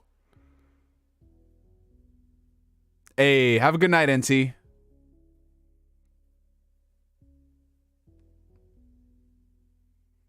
It's annoying not having a dub in Ishin. I don't know, because I've played them, like, every single Yakuza game, or every single RGG game I've played in Japanese. I know having a dub in, like, Judgment and Like a Dragon was cool, but, like, to me, it's like, all right, it's an option. I don't know, like, I watch a lot of anime subbed, so to me, it's just simple. Neo finna ping me in these posts. I'm gonna be ruined. Yes, your life is gonna be in shambles, but you can't change my cereal habits. Listen, I will find a way. I will find a way. Rest assured, Flame. I'll extinguish that flame. I'll extinguish that spark. I want a new Dragon Ball RPG game that's actually good. Trust me, bro. Like, yo, I don't care what people say. I liked, what was that game? Attack of the Saiyans? Attack of the Saiyans was decent. We lose another soldier against the Mayo War. Neo, were you a fan of Fable in the past? And how much faith do you have in Playground to come out with at least a decent one? Yeah, so I really enjoyed aspects of the Fable games. Fable 1, Fable 2. Didn't really dabble too much in Fable 3. I might do that before the next one comes out. But I enjoyed the aspects of Fable. Were they a little overhyped? Well, Peter Molyneux, yeah. But there was really nothing like Fable. Especially when you had like a quirky RPG. It was just kind of goofy at that time. But it was also still really deep and intricate. It's cool. So Playground, I think, because they have such a high quality bar with the Forza Horizon games, I'm excited about the prospect of it, especially because it's a different genre and it's an Xbox studio doing something that they haven't done before. I always equate it to like Guerrilla with Killzone. They went from Killzone to doing Horizon. And look how that turned out. And even though I don't think Horizon is the strongest written video game franchise, just what they were able to pull off going from a first-person shooter that looked gorgeous, and then they translated that into an open world, was phenomenal. So I hope Playground can do the same. But I think that like this Fable game is probably going to be like the deepest in terms of RPG mechanics.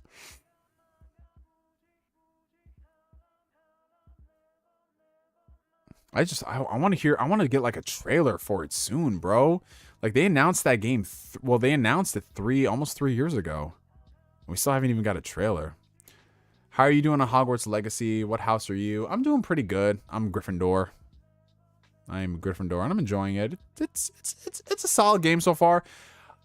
I don't necessarily know if like the game is great yet. But I'm enjoying it as a Harry Potter fan, just seeing all the secrets in the world and everything. Like that, the attention to detail is incredible. Kind of wish there was a little more variety with like the mission structure and the enemies. But again, that might just be because I'm like early on and maybe I unlock like crazier shit later. How does it perform on next gen? I'm playing it on PS5 and it's really solid for the most part. I heard some people have had performance issues with the different modes. There was like inconsistency with the frame rate. I'm playing it on performance mode and I haven't really noticed any issues outside of like the usual open world gunk that comes up. You know what I'm saying? Like sometimes characters will clip into the environment and stuff like that. And there's also some weird loading things. Like whenever I'm opening a door, there's like a little loading prompt. But it's not like a deal breaker. Personally, Neo sounded so sad saying he was Gryffindor. No, I wasn't sad. I love Gryffindor. Blink twice if you're being held against your will. You Gryffindor, run that fade, Sir House Slytherin for life. Hey, shout out to all the Slytherin fans. If y'all like it, I love it. And I got nothing against Slytherin. I know there's like this rivalry, but I just Gryffindor, man. That's where I guess I align. Oh, dude, I cannot wait to see how Hogwarts Legacy runs on the Switch. That is going to be insane. Oh, you got it on PC? Nice, Michael. Oh, gotta play Hogwarts on hard mode. The combat is a lot more active in it, and there's worth the rest of the skill. I think I am playing it on hard mode, though. It's not too challenging. I mean, I will say this, though. Once you start getting more of the spells, and you have to take down some like the barriers and things. Like, you know, like when you're dueling certain wizards and stuff. I remember the first time, not the first time, but when I went up against like 3 wizards in the dueling club, and they had like the different things on them that you have to cast the spells, and holding triangle to like reflect the spells and everything. It was like, whoa, I can't just mash this. I have to actually just sit and focus. So it was cool. Butterbeer for everyone. I want some butterbeer, bro. I kind of want to go to Universal and get some butterbeer. But I heard there is some good combat potential in the game. Like with the combos and shit. Oh, so what do you guys have planned for the rest of the evening? As soon as I turn this off, I'm going to eat some food. And I'm going to dive back into Hogwarts. But honestly, you guys, you know what I want to do tonight? I gonna get really stoned and just like kill KFC. Like, I just want to go get some fucking KFC, bro. I don't know why. I'll just never get the urge to do that. I just want to be so disgusting and just get like a bunch of KFC. I was tempted to go to Popeyes, but like I haven't been to KFC in years. Smoking this bowl, gonna wrap up my second Crisis. There you go. I'm gonna play some Forbidden West and watch season 4 of You. You're gonna watch me? Remote? How? I knew there was something up. My room did look different. Yes, cameras. As soon as this is over, I'm passing out. Oh, shit. There you go, Bryce. Get some rest, bro. I'm just smoking and playing video games. It's my Saturday. Oh, I love it, DIMWITMONKEY. I love that for you. Yo, you're going to be productive and write a video script. Nice. Oh, Flame is working. Damn. Everything is good, Remote Bry. Everything is good, my brother. Shit is smooth. Shit is smooth, man. Gonna play some Persona 3. Nice. If they add Quidditch DLC, bro, I'm gonna be happy. But I remember hearing something like they aren't gonna do DLC or something like that. Are you gonna watch Snowfall tonight? Bro, I am so behind on Snowfall. I'm 2 seasons behind. I gotta catch up.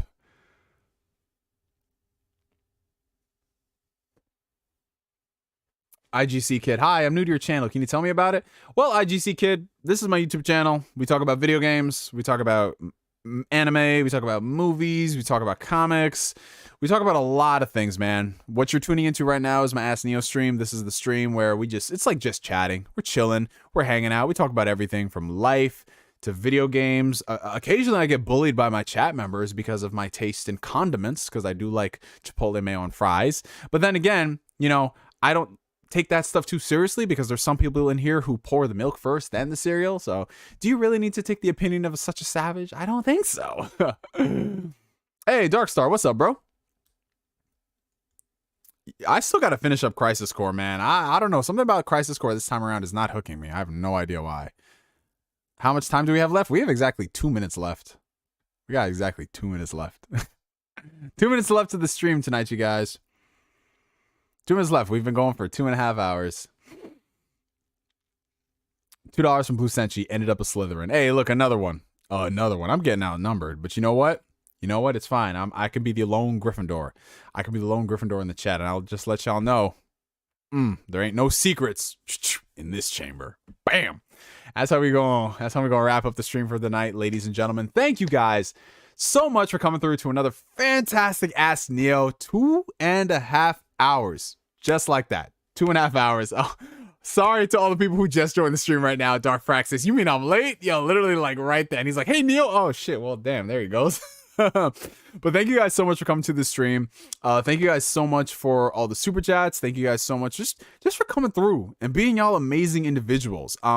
Before we go, because you guys know this. You know this by now if you've been coming to the Ask Neo streams. And if you haven't, if you don't know, you're about to learn. We're going to have ourselves a hydration check. Now, what is a hydration check, ladies and gentlemen? Well, at the end of every single Ask Neo stream, we do something called a hydration check. Number one, because I've been talking for 2.5 hours. So my lips get chapped. Very dry mouth.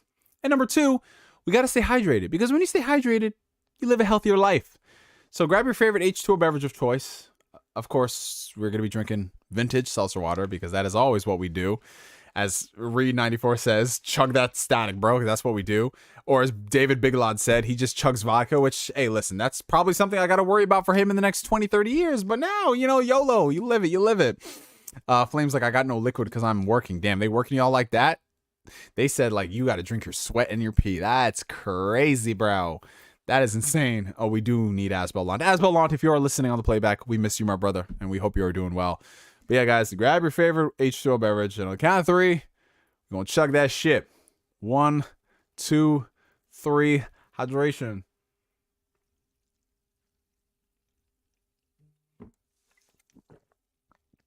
He's got a random notification. And it is 9 o'clock on the dot, you guys. Shout out to everybody. We are definitely gonna have a drinking stream one of these days. Shit. We gotta do it. We gotta do it. I gotta look at my schedule over the next month and find a day when I'm not doing something the next day. So if I need to recover, I can recover. But yeah, you guys, if you haven't already, before you go, make sure you hit that like button. It helps out the channel tremendously. It helps send this video out into the ether so we can get a whole bunch of new people into this crazy weirdo family of ours that participates in bullying me on a consistent weekly basis. But I digress, you guys. Get a lot of gaming in, watch a lot of TV shows, watch a lot of anime, watch a lot of movies, eat a lot of great food, have a lot of great sex, do all of those things, you guys. And for me to you for now, my name is NGS signing out, and like always, I will catch you guys later. Peace out, y'all. Have a good one.